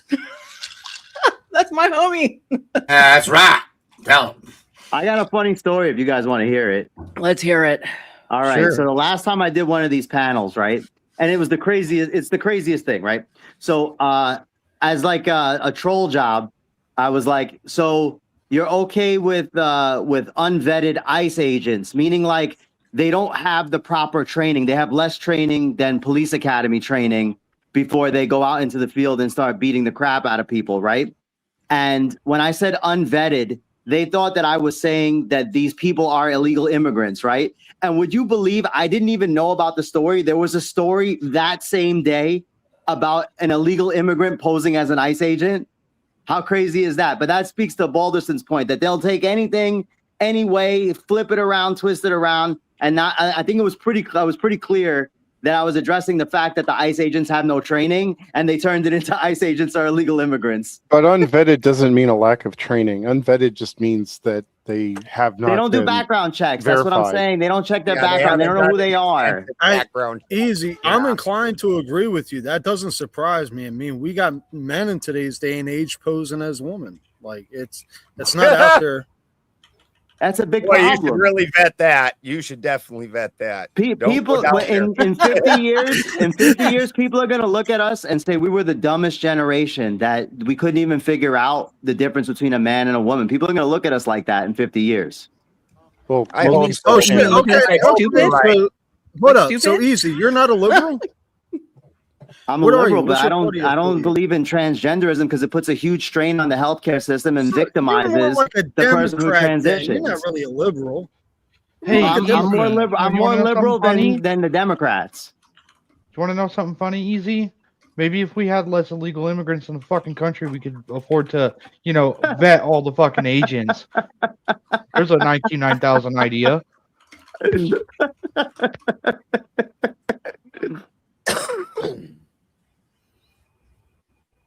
But yeah, no, I'm not with the tranny stuff. Sorry. Yeah, they're Sorry training. to disappoint you. Sorry to disappoint If it you. has So an apple, you're not a it has far a left banana. liberal. I'm not left, right, Banana. center, blue, red. I don't. So my position is that I don't even vote because I don't want to get in your way because I don't care. I have specific goals in life, and the government has no. And the government, the illegal immigrants, the trannies, they have no bearing on what I do with my life or how. Like my day to day doesn't change, depending on who's in office. I supported Biden. I support Trump. I supported Obama. I loved Obama. Probably more than most of the presidents that we had, and he's the king deporter and the most bomb dropper out of any president that we've ever had. So I was fond of the one Bush. I wasn't too fond of the first Bush. I mean, I liked Clinton,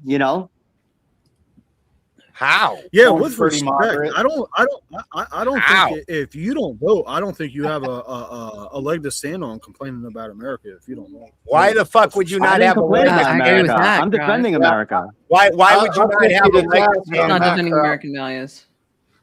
Like Well, because I didn't 10 think Trump was generations. shit, and I didn't think 10 Kamala or Joe generations Biden fighting was for worth the shit. country. I don't get I to can say do they're what I not worth want. shit. Hold on. I'm sorry. What you say, Boulder? I said because I think Trump's a piece of shit. I wouldn't let fucking watch my dogs, and I thought Kamala was a piece of shit that I wouldn't let watch my I'll watch dogs. the I dogs don't and get I'll send them to the about it. Haitians. Well, Then I may- don't think I don't that- know. Maybe I'm wrong. I mean, don't I really. served in the fucking army, and I'm a landowner and fucking everything else. I don't get to say so just because I didn't want to fucking be involved in the Democrat and Republican bullshit game where they fucking pretend like they give us a choice. Right. Well, Proud. I just don't want to get in your way, bro. Like if you want to vote for somebody and you want them to win, I don't want to get in your way. Okay, but 10 generations in a row, that's my response back to you. From the Revolutionary War, all the combat wars since then, ending with me, I think I'm allowed to make my decision for myself. Like, I dude, respect if you don't like it, but like, we've earned dude, it. guess I what? think I just turned the whole panel against me. Guess what? It's a uniparty, bro. The one thing that we can say is that they're going to definitely, both sides are going to do is fuck you. Guess what? When you look at actual things, not the things they talk about on the news, things like, guess what? When they passed the Patriot Act, it was the biggest robbing of your rights that's ever happened. Now, what people don't know about the Patriot Act is every 90 days for something like fucking 20 years, they came together bipartisanly fucking voted to keep that shit going because they're like, fuck these guys. Hell yes, we're down. This is why all politics today is wedge politics, because it's all these things that don't really matter for the general lives of the American, but they get fuckers to argue about. And so you just got to step back and go, guess what? Neither of these sides is going to do what I want. Congress has the approval rating of fucking herpes, as does Donald Trump, as did Kamala fucking Harris. That none of these people do a good job. Why should I fucking put my name on that system? That's a good point. And what I said, I'm not 100% on. That's like, yeah, Boulder. I don't want to. Yeah. I mean, that's a good point. Balderson, do you feel bad that you made Clay rage quit? No, I do not. I get a kick out of it a little bit. But you could have defended me earlier, though. hold up. I just got to say one. You're the new guy, and so you need to take the hazing. No, It was. I just wish we would have mopped the floor with you a little bit more with the things you were actually saying instead of pivoting to pretending like you were saying some super libtard shit, because you weren't making a prescription of we should let in immigrants. You were saying that this is the way it is. This is the reality of it. So now that we're looking at the reality of it and we're weighing and measuring it, can't we possibly say that the people that are providing into the system and working but not receiving the benefits of the system are a net positive to said system?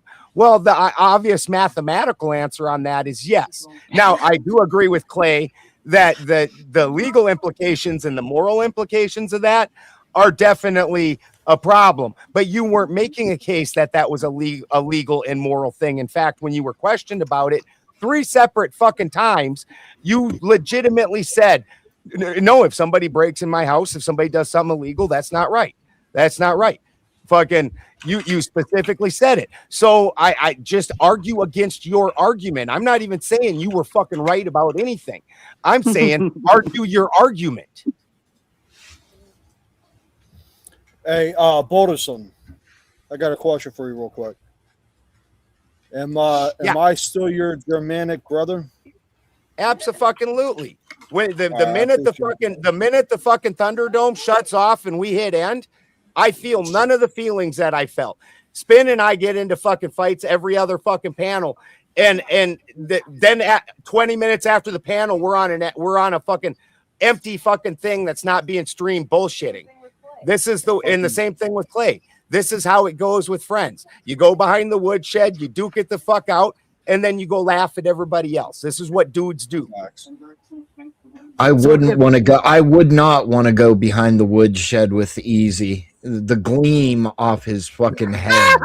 I'll blind you. Hey, nah, you know, I'm fixing to get off. So, Spit, if I can have, I know you always let us have. I don't need to know that you're fixing to get off. Shut up, Ben. We already had a shower last night. Come on, Kraut.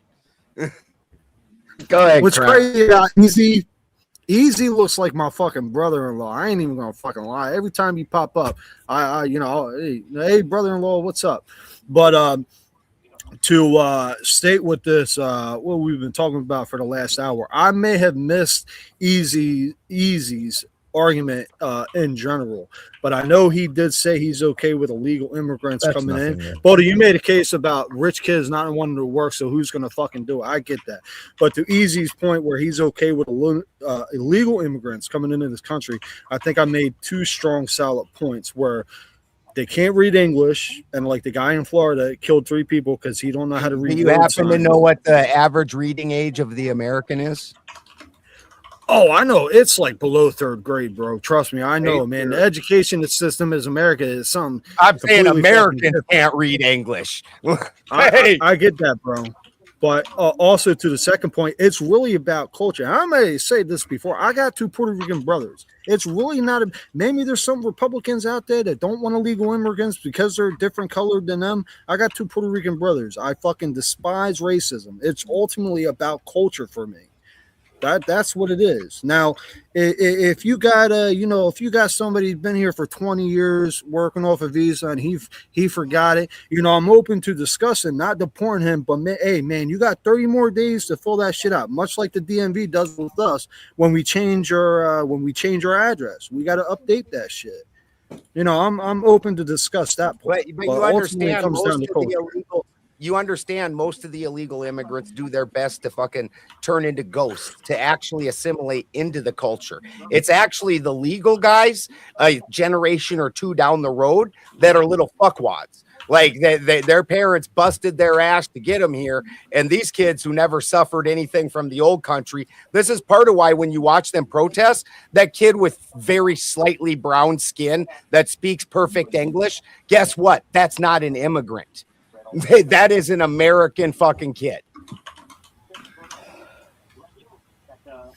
Well, yeah, I mean, yeah, I would, I would agree, Boulder. It's been fun, again, thanks for having me. Yeah, I'm going to do more research like I always do after the panels. and try to educate myself even more. Because the second you think you know everything is the fucking day you fail. Much love. Take it easy, everybody. Peace, crowd. Later, Have bro. a good night. Night, Enjoy crowd. your time. Peace. Night, crowd. Have a East good time side. getting off. Enjoy getting off. Y'all should. Hey, y'all, fuck out of here. It's good for the heart. It's good for the heart.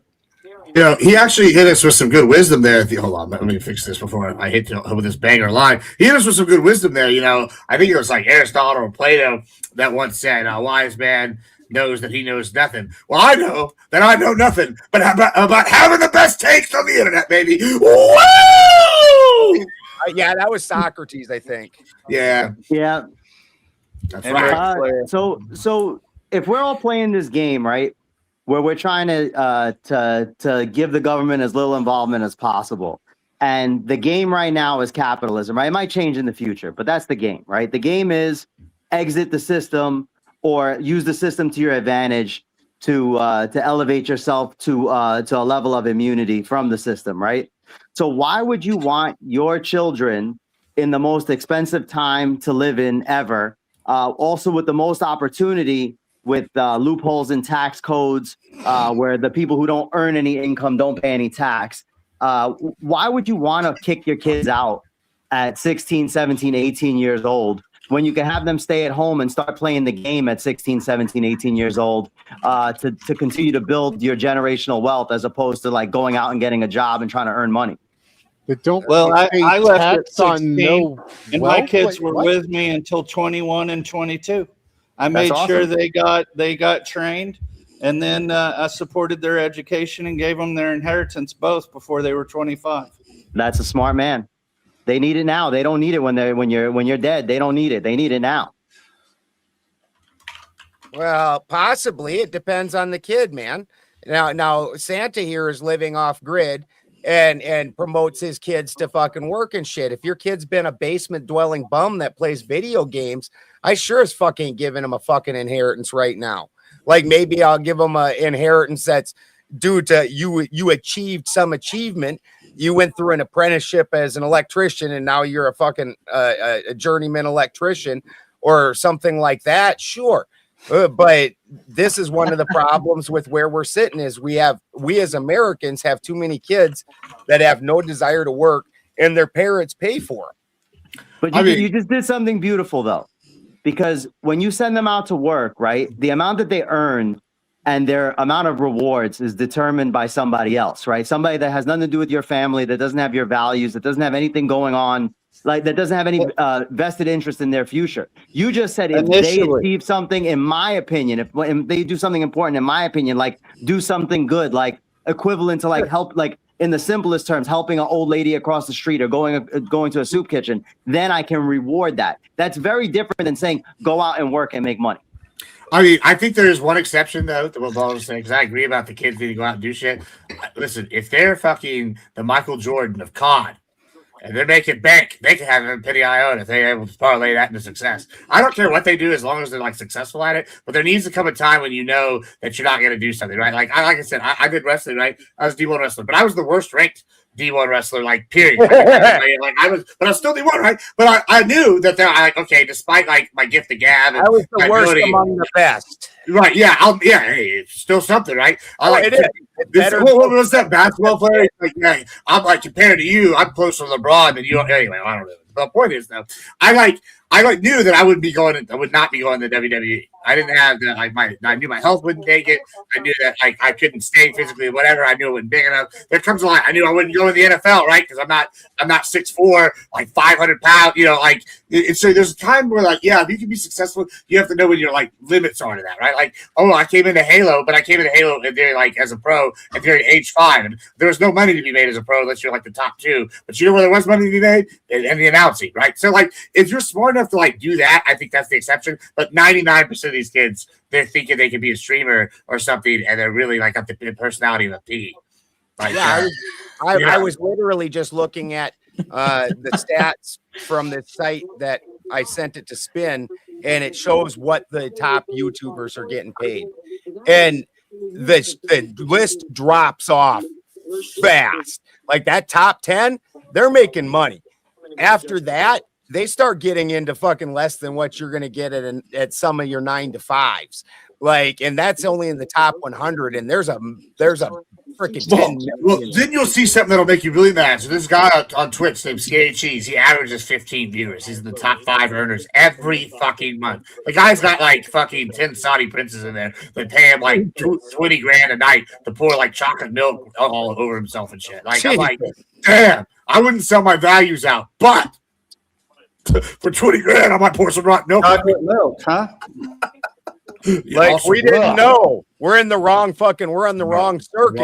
Well, what they don't tell you though is that the real money is in a studio deal. So, if you could get a studio deal, or you could get paid under the table as controlled opposition, like an illegal immigrant, that you could do too. But a studio deal is the only way that you can make money off. The only real money is in the government gives it to you. That's why there was such a rash of hard left wing fucking during the Republican years, or I mean the Democrat years. There was such a rush of hard left fucking streamers because they were being supplemented by the government. That's honestly by most businesses today. Is if you're successful, it's because you're being supplemented. You just made my joke into a serious thing.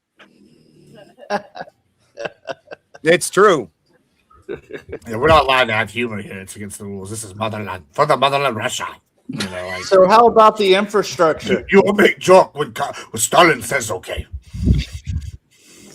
Yeah, but you know what? On the YouTube thing, the common basement dweller is maybe making $300 or $400 a month, and he puts that right back into his game. I don't think it's even 400. Actually, 400 is pretty high. In fact, the other day, Derek, anybody in here know who Derek Bros is? I don't know. For independent political media, yeah, Gibbs knows who he is. For independent, not for sports guy, Derek Bros. No, Bros. Oh, good no. He's Bros. Independent media, and he's a big name in independent media. That guy makes $700 a month. He just fucking put out a thing because he wants to start his own station. He's like, I got to make $1,500 a month. That guy's making $700 a month, and he does shows constantly. He goes on tours and meets people and shit. That guy is making $700 a fucking month. That guy Ben that Andrew debates all the time, he makes money, right? Ben Thorpe, Shapiro, I think. Brian. Oh yeah, Brian Shapiro. Shapiro's got his own company. That's completely separate from YouTube. He's got they make movies. They're a giant media company. It also depends on how you. I mean, if you want to get this is something. If you want me to nerd out for a second, so like, okay, I'm getting close to partner on Twitch, right? When you get partner on Twitch, for example, they'll give you a better revenue cut, and then they have like sponsorship deals that they exclusively give to partners. They promote you in the algorithms. I know YouTube's got something similar, but like, what the other thing is on top of that is how you monetize, right? So like, y'all met my friend Modi. Some of y'all like him, some of y'all don't, but he's monetized his shit. He makes more money than a lot of the partners do because the way he's monetized. So he'll do like subathons, and then they'll pay like $5 and something will happen, or they'll pay like get $25 and then this will happen, right? Or then you'll see that over here. Same thing with Sarah's got their little things. Now, see, I don't do that as much, right? Like I've only pushed subs like recently because it's a metric that they want for you to get partner, right? I'm like, okay, cool. So I'm gonna push subs. However, the way I monetize, I have like mine like on ad spam. My shit's free, but if you have me tuned in on Twitch, you're fucking getting ads, right? And they have picture, or I push Twitch Turbo, and so there's like different ways to monetize it. And each platform, you probably have different methods. So like, it just really depends. Like when you're talking about pros, he's probably like he's coming from like a purist standpoint. What company did he used to work for? He used to be like he was a pundit. I think he works. Does he work with Last American Vagabond? Yeah, maybe. I'm not sure exactly which one, but I know he's working some major work for. So like he's probably like coming on his own. So he's like starting out, and he probably hasn't figured out how to monetize the individual thing. Versus like we all mentioned Shapiro, he's got a radio show that he's monetized there's so many different ways like with this kind of shit to monetize. I agree, but the point is, it's hard. What 100 of the fucking top 100 of the streamers is making meaningful money. This is no different than every kid played baseball, but only fucking like 1 in a fucking million kids is actually going to go make money playing baseball. Well, right. That's what I was saying. It's funny because you know somebody like I said, Modi, who literally is able to live off this, and he's not like partner, doesn't have partner numbers. He's like 30, 40 average range, which is and like not that's bad. That's really good. You're in the top like 4% of viewers then at that point. But like when you're doing that, like it's funny because like this guy is able to monetize and make more money than some of these people that have like thousands in their video chats. And it's like all about like the methodology and like. I think that one of the things streaming has done is given so many people a voice and an ability to make money as a side hustle, like hanging out with their friends and doing this. But like the thing it doesn't teach is like how to be the business aspect of this, like at all. Like unless you have that, like a lot of these people are never going to move past being able to be like lower middle class, despite having mad success in streaming. Yeah, no, there's an old money and a new money. That shit's real. Old money understands what to do with their fucking money. And new money, they go out and spend their money. There's no investment in it whatsoever. Yeah, I just wanted a big studio to see my face and just put me on. Yeah, I'm okay with that. With APAC, hey, I'm for sale. You can send me the money. I remember when I learned that fucking it was actually from bands, and some of the bigger bands I was seeing on MTV and shit like that. Those guys were fucking selling T-shirts to eat dinner. Like, oh yeah, like or tap out. I'm not a T-shirt salesman, bro. I'm not a T-shirt salesman. That's not gonna work for me. These guys don't know about like that shit. Like they don't do that. Like any. I mean, some do. There's like some people in every generation does, but like y'all remember like tap outs are they're like a multi-million-dollar company that like that because they went to every UFC event just sold cool shirts to like people like outside of them. Like, you know, I it's sad because we don't see as many of those things anymore. It's so cool.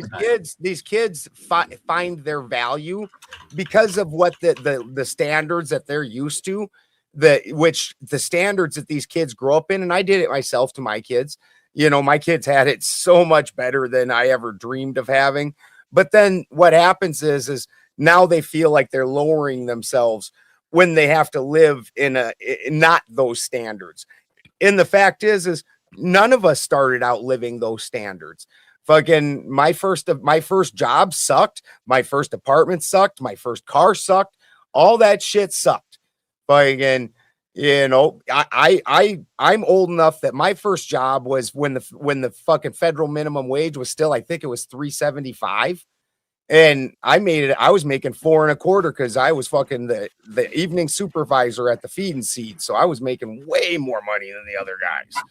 I think another thing that really has contributed to this is like the parasociality. I don't think like they've ever been able to have this close of access to like people that think are like celebrities. And I'm not gonna say who I'm thinking of, but there's a streamer I know, and this person like was like huge fan of this other streamer, right? And then this person ended up like I was like, oh, is this like a 1,000-person streamer? No, they're like a 200 viewer Annie, which is really good, right? But that's not like Kai Cenat or Asmongold or like not like the name. I'm like, okay, and this person was like starstruck when they like met them like at TwitchCon, and I'm just like, okay. And so then I'm talking to this person. This person's like living like maybe probably making 40, 50K a year, not bad, respectable, but like they're not like living high on the hog. And like it's crazy because they have this parasocial idea of what this person's life is like, but it's not even necessarily manufactured, but it's like because they are in this in group that they put themselves in, and the algorithm feeds this like echo chamber. It like they like put so much priority into like this kind of click, like you were saying, these kind of things,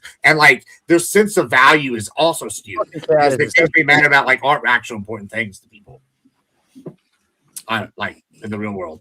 Are there any Bible readers here that because I know Andrew once told me that Jesus's outfit was worth like some ridiculous amount of month's salary or something like that, and so I just want to say like even Jesus was a hype beast.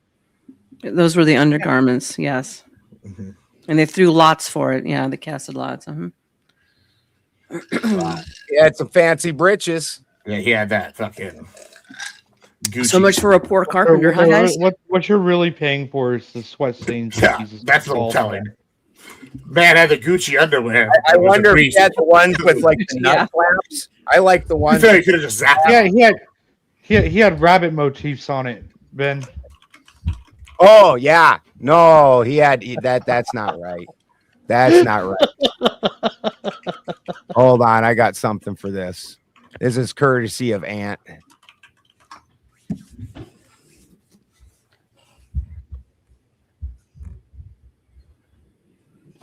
Santa by Bill. That's pretty good, Santa. I have the Tanakh as well. Oh.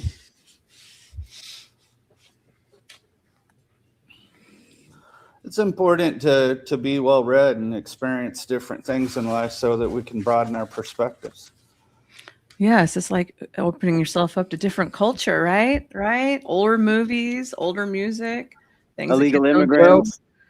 And like Gibbs said before, being in plenty of that different shit. countries will give you a different perspective. Yeah, I tell you what, like I ate cat in another country. It's pretty cool. I'll tell you what. I'll tell you the line that I drew was it was so yeah. They put the cats in the chicken coop. Toasty illuminated alpaca manuscripts kicking that snail's ass. That's funny. Yeah, so like they put these cats in like the chicken coops, right? And I guess they have what they call like python adders, and they'll climb up under the chicken, and they have these like really long fangs, and they'll eat the eggs, right? But what'll happen is since they eat the eggs, they're slower. But every once in a while, somebody pick it up, and a snake will bite them. So the cats are in there to kill it. So what happens if they eat all the eggs? Well, then guess what? Looks like you're eating that cat for dinner because there's about 1 million stray cats like all around these villages. So they throw the cat in there, and they're like, I'm like, I'm not eating that. They're like, well, then you're not eating. I haven't eaten like 3 days. So I was like, we're eating that shit, and I'm not. I tell you what, I drew the line on was the mosquito burger shit. They're like I don't even know if they're mosquitoes. They're just flying bugs. They're like catching them and squashing them, and then I'm like, nah, I think I'm gonna good on that one. I'll eat the same already. That like a fisherman and just go like that and swoop it and grab a pile of them and just start. And then they just push it in like. Yeah, then they put it in like I don't even know what kind of oil it was. It was like from some kind of seed. Like, yeah, this will be good. I'm like. All right, gentlemen, we have been streaming for about 2 hours and 30 minutes. Please, if you will, in the chat, please donate to Mr. Benjamin Balderson or the Cash App or the Venmo on the screen or any other creator, please, to keep the stream going. Back to you, gentlemen. I also ate the python adder. It was pretty good. But I've eaten rattlesnake many times. In Texas, we had the rattlesnake. Rattlesnake's good. Yeah, it's good shit. Good. When we first moved to California, my son, I had a son and a nephew that were about 6 months apart, and I had raised my nephew. And them two little shits were going out and killing rattlesnakes like mad. And my mom finally got pissed off. She's like, I'm done cooking rattlesnakes. Not happening anymore. I think I killed 2,000 on my ranch last year, and like because they have the rattlesnake rounds, and you could pay like $15 to race a snake. And some people bring like world championship snakes over there. I didn't know it was this big a thing. My buddy won it with a $15 snake. Howard wants you to put that up again. And they gave him $50K and a fucking golden fucking trophy that was like a rattlesnake. Like it was. I'm like, bro, how much money y'all making on these fucking snakes? That's what I want to know. You give away $50K and a fucking gold dipped rattlesnake. I'm like, that's something. But that shit's good if you fuck to eat. Easy. The next one, and New York City, they're beating everything up.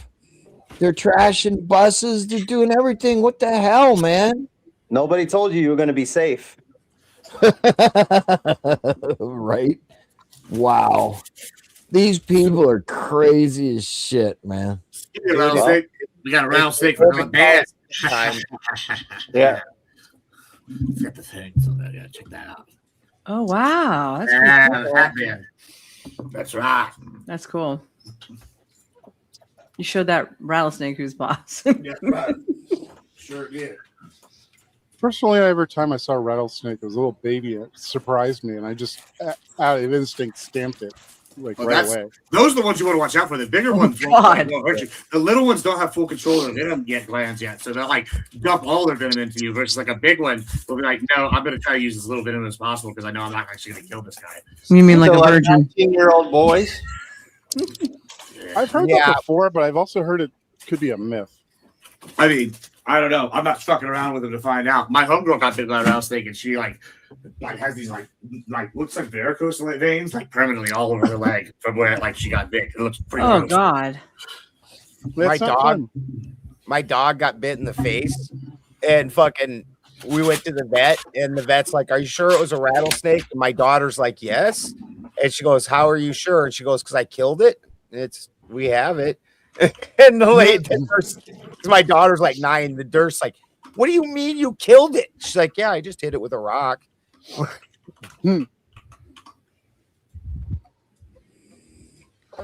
Because fuck them. That's why. The Lord said, and the snake will biteth the heel of man, and he will crush his heel, stamp his heel down on the head of the serpent. Or some shit like that. Okay.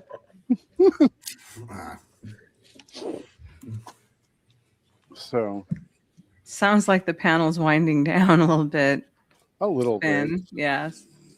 It's freaking hot today. We're going to talk about the weather now?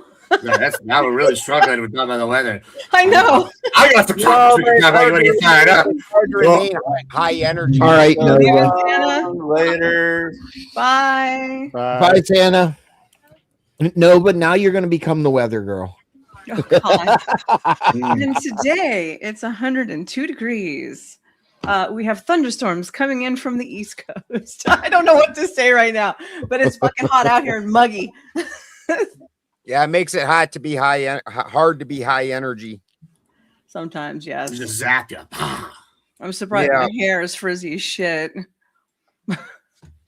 Oh, Rosita, the frizzy hair.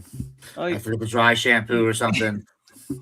Mamacita, you like frizzy hair, huh? I mean, I like all hair personally. Oh, yeah, okay. you know, I'm a man of a variety of tastes. Proclivity. I don't fucking know. Let me tell you one thing I hate though, and that is the humidity. It is a bitch in this fucking like state with the humidity. Like, oh my god, I'll just walk outside and I feel like I'm drowning some days. Yes. I'm not used to it. I'm not tropical enough for this shit. I'm telling you right now. I hated Georgia. You know, I was in the army, so do PT in the morning, My take a hair's shower, fine. Thank you, and Josh. feel wet all fucking day. It's miserable. Same in Fort Leonard Wood in fucking Missouri. Holy shit. That Georgia heat, that'll get you too, bro. It's like you walk outside and it'd be like drops, literally just like floating in the air. I remember I was there for a conference or something. Well, I don't know why. And I had to wear a suit and I was just walking and it was like 102 with 120% humidity. I was just like, I didn't even know it was possible. Just like I've only been to Georgia twice and I passed right through that motherfucker both times. No No peaches for you. Yeah. Nowhere near beaches. We were. She said peaches, I think. I did. I said no peaches for you driving through like that. The worst place said because we're not sure who heard it correctly. Like, I mean, Florida is bad for humidity, but the worst place was Savannah for me. Savannah, Georgia. I mean, I spent 2 days there outside, and it was just like you were sweating all night, even after a shower in like 68-degree motel room. It was that bad. Yeah, that moisture keeps the heat locked in. Yeah. Where the dry areas get cold at night. Sure. And that's what it was. That's what it was up north where, you know, like in Pennsylvania, when it got cold, it got fucking cold. I'm sure easy, like where you're from, you know, when it gets really fucking cold, it gets cold. We get the worst of the worst. I mean, like places like Buffalo, they get lake effect snow, so like the driving is super treacherous during the winter. But not where I am. I mean, where I am, the winters get cold. They've been mild the last like 4 or 5 years, except for this winter. This winter was the worst ever. And then the summers get like brutal. Like today and yesterday were brutally hot and humid. And then it rained. It was like Florida. It rained for like an hour, and then it was brutally hot again at night. Yeah. You know, another thing that we get here in the southern states that they don't get in a lot of these other places, like worldwide, is we actually have a season, and I think you're all going to laugh and know exactly what I'm talking about. It's about a period of 2 weeks between like spring and summer where we have the great like gnatting. It's just all the bugs coming out and just like swarm and hang out in front of your doorstep, and you can't even walk at like 5 foot. It's about 2 weeks, and then it slows down to at least you can go outside and not eat like 50 bugs level. Like y'all experiencing that down there where y'all are at? I mean, we have our bug Obama season. diet. We have our bug season here. Normally it's in the early fall, like whenever it the heat drops off a little bit, and then the moisture, the sea breeze comes in, and it's just crazy. You don't get spring bugs. And by the way, guys, if you use code Admiral Gibbs, Raccoon Pest Control will take care of you here locally. By the way, thank you guys. I had to get my quick promo in there. In South Dakota, we specifically have these things called mayflies that are only out in May. And these things will literally be a cloud that just comes across the land. Like you've never seen anything like it. It's a cloud of bugs and giant. And then all of a sudden one day they'll all stick to your screens on the side of your house and shit like that. And they're just dead. They're just done. Well, I mean, I know like Pennsylvania area, they have the horse flies. I'm not saying that that's the only place. Those motherfuckers hurt when they bite. Yeah, the biting flies. Yeah, they fucking suck. And the other thing, nobody, I'm sure you have the fire ants down there. Those fuckers hurt too. Yeah, they invade my house. Like my whole floor covered a stack of 2 inches of bodies of ants everywhere along my walls. You need pest control. Yeah. I've got it now. Unfortunately, red fire ants are pretty much all over North America now. Yeah, I killed this big wolf spider not too long ago. This is like last year, actually. And like literally 3 days later, I started getting fire ants. I'm like, this bitch was killing all the scouts, and I killed the thing that was killing the scouts. And now they're all in my house. And then I got working, and I got rid of them. But I was like, damn, if I just not killed that fucking spider, you know, they're probably trying to. Yeah, I was like, I'm probably going to save myself a couple grand. Yeah, sons of bitches. All right, boys, we're going to spice this shit up. This is not content. We're gonna spice it up. All right, let me hear it. What is y'all's most embarrassing first date from all the married people here? Let's hear you, angry American. What's your most embarrassing dating story here, Papa? So tell us. The worst? Yeah. Yeah, like whatever you think the worst experience was. Maybe like she shit on you. Like maybe like you got stabbed by a raccoon. Like what is the worst here? Like what? Like maybe you fell down 15 flights of stairs. The first. Oh my god. Oh Lord. Was Amber Heard in the room?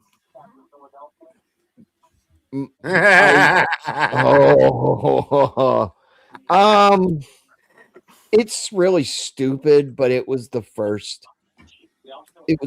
date with her ever. I took her out, we had dinner, we went shopping, shit like that. On the way back, I hit a fucking deer. And totaled my car right like 5 minutes from her house. That's the worst. I mean, that's what I would consider the worst. It's pretty bad. Pretty bad. Yeah, I ended up having to have her take me home. Now, when she took me home, we won't talk about that. But that still does not remiss the fact that I totaled my fucking car. That's true. That's very true. How about who wants to go next? Anybody? Any Braves? Easy got to go next. Oh, Easy, you got to go next. All right, what you got for me? I only have one bad story, right? And it's really a big nothing burger. So it's don't get your hopes out somewhere. And you got made fun of. So I was going to college, right? And there was this really, really super, super, super hot girl. It wasn't even a date, right?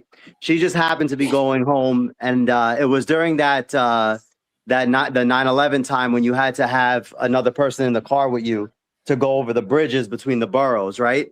Yeah. So I was taking her home, and I had no water in the car, and my mouth was so dry, right? And I could. It was so bad that I couldn't even talk. And of course, 19-year-old EZ doesn't think like, just go to a store. Like, just stop the car. Nobody's going to care. I'm like nervous, but not nervous. Like, I'm kind of like, I want to see where it goes. So like she asked me like a bunch of questions that I gave one word answers to, right? Because I couldn't talk. I like it was so dry I couldn't talk. And then finally we get to our house, right? She kisses me on the lips, gets out of the car, and then the next day she's like this dude like that's like older and like I don't know like a cool dude. Like she's like all of a sudden now his girlfriend the next day. Oh, that's tough. Damn. It sounded like you were just a booty call, Phil, kind of in a way, actually. But I didn't take advantage of it. Okay, That's the problem. Didn't take Me? advantage of it. Oh hell yeah! Oh hell yeah! Okay, embarrassing from my standpoint or my date standpoint? Pick. I mean, either or why not both? I mean, there's a whole meme about that. Both, Oh my both. God. Yeah. See, All you're right. hiding yourself out. Well, unlike you bunch of slags, I was still a virgin. Okay. And I was on this date with this guy who had slipped me his number. I was working at Disneyland. He was an ex-military guy and he had just gotten divorced and I had no fucking clue. And I was still a virgin. Okay, gentlemen, so pay attention. So this guy, it's me in the back of the van. He's like, hey, you want to smoke some dope with me? And I never, first of all, I'd never done that either. I was a good preacher's daughter at the time. Now today's a different situation. And then afterward, when he was like, you want to go home with me tonight? I was like, maybe another night. So he walks me back to the door and he goes to give me a kiss. And I didn't expect him to slip his tongue in my mouth. And he had a fucking tongue ring in there. And it freaked me out. And I went, whoop! Anyways, he never called me back. I was too much of a virgin for that guy. There you go. That was one of my more embarrassing moments. Damn. Yeah. Don't ask how old I was. I don't want to know. I was 21. I was 21. And you're divorced. Damn, easy. And a virgin. Now they got pubes going off in time. No, I was 21. He was 23 or 24.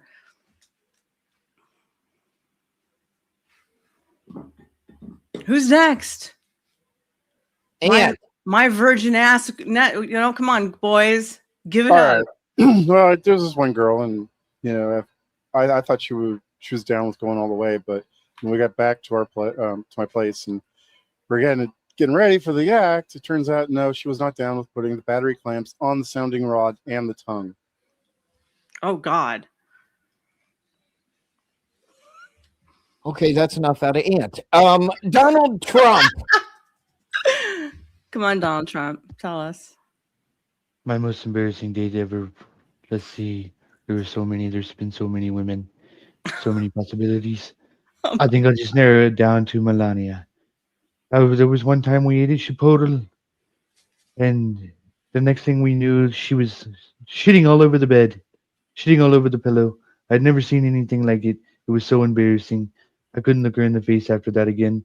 After that, she suddenly sounded more Russian. It was very strange. Amber Heard episode, huh? Oh, now watch out for the Heard. She's the one that gave Amber Heard the idea. Listen, I don't know. Are you sure it was Melania? Heard nailed Johnny Depp and Elon. Maybe Melania took the notes from her. What do you think? No. I may or may not have files. I may or not have files related to that in the FBI databank. The Melania files, I see. Yes, the Melania files. Are those going to be released anytime soon? Going on there. Yeah. The Melania files. I'm feeling like I can't tell any of my stories here. Y'all are all very, very, very, very happy, like sheltered people. I've discovered. I think. No, that means you have to tell us now. Oh, no, I'm going to tell you something. Give it up, baby. Don't worry. Don't worry. I'm going to give you a little sample. All right, let's go. I'm going to tell y'all eventually. Y'all are going to get the most one because, damn, y'all failed me. But yeah, we'll start with it. So I have to tell you a short story before I tell the main story. So in middle school, high school, there was these people, right? Yeah, like they were dating, right? This guy, fantastic name. I'm going to dox him just because he makes a shitload of money and he's got the coolest name ever. His family was the Powers family, and they named their kids Ultra, Supra, and Max Powers. Okay. And so based, right? And so Max was like in my grade. He was dating this chick. beautiful girl, but she had braces. And this is like probably middle school. So everybody's just now getting sexually active that didn't already have kids when they were 12. But so they're all like getting going. And I guess she gave him a BJ and she like bit too hard or something. And she like skinned him. And he literally has grooves down his dick from her braces. Like a fucking cheese grater, like a potato peeler. This like he literally came to like practice like a week later. He was like, check out my dick, like it's got grooves from the cheese grater. I'm like, and I started calling her cheese grater. Now this girl was a baddie, right? She grew up. She's super smart and a baddie. She's like a rich lawyer. She's like super hot, all the shit. So anyway, I get divorced after I moved here. I'm in law school, and I'm at some kind of function, and she happens to live in the city. And so we start talking. I'm trying to get her to sponsor me for something. And then she so we start flirting. She's like, yeah, you mind this guy? Let's go on a date. So we're on this date and we're sitting here and everything's going great. I've got this shit sunk in the Spin City. Yeah. Spin City on the screen, got the room on 10. Breaking news, panel smoke, then he does it again. The bass in the morning, debauchery at night. He steps in loud and he don't back right. Clip it, post it, watch the chat explode. One more take, then he takes the road. He talks that talk with a grin and a stare. If the other side's talking, he already there. Hold up, here he comes. Hands in the air, let the verdict come. No more hush, no more shade. Spin City live and the whole place sways. Spin City, he don't play it safe. Spin City, bringing fire to the face. MAGA on the mic, and he says what he means.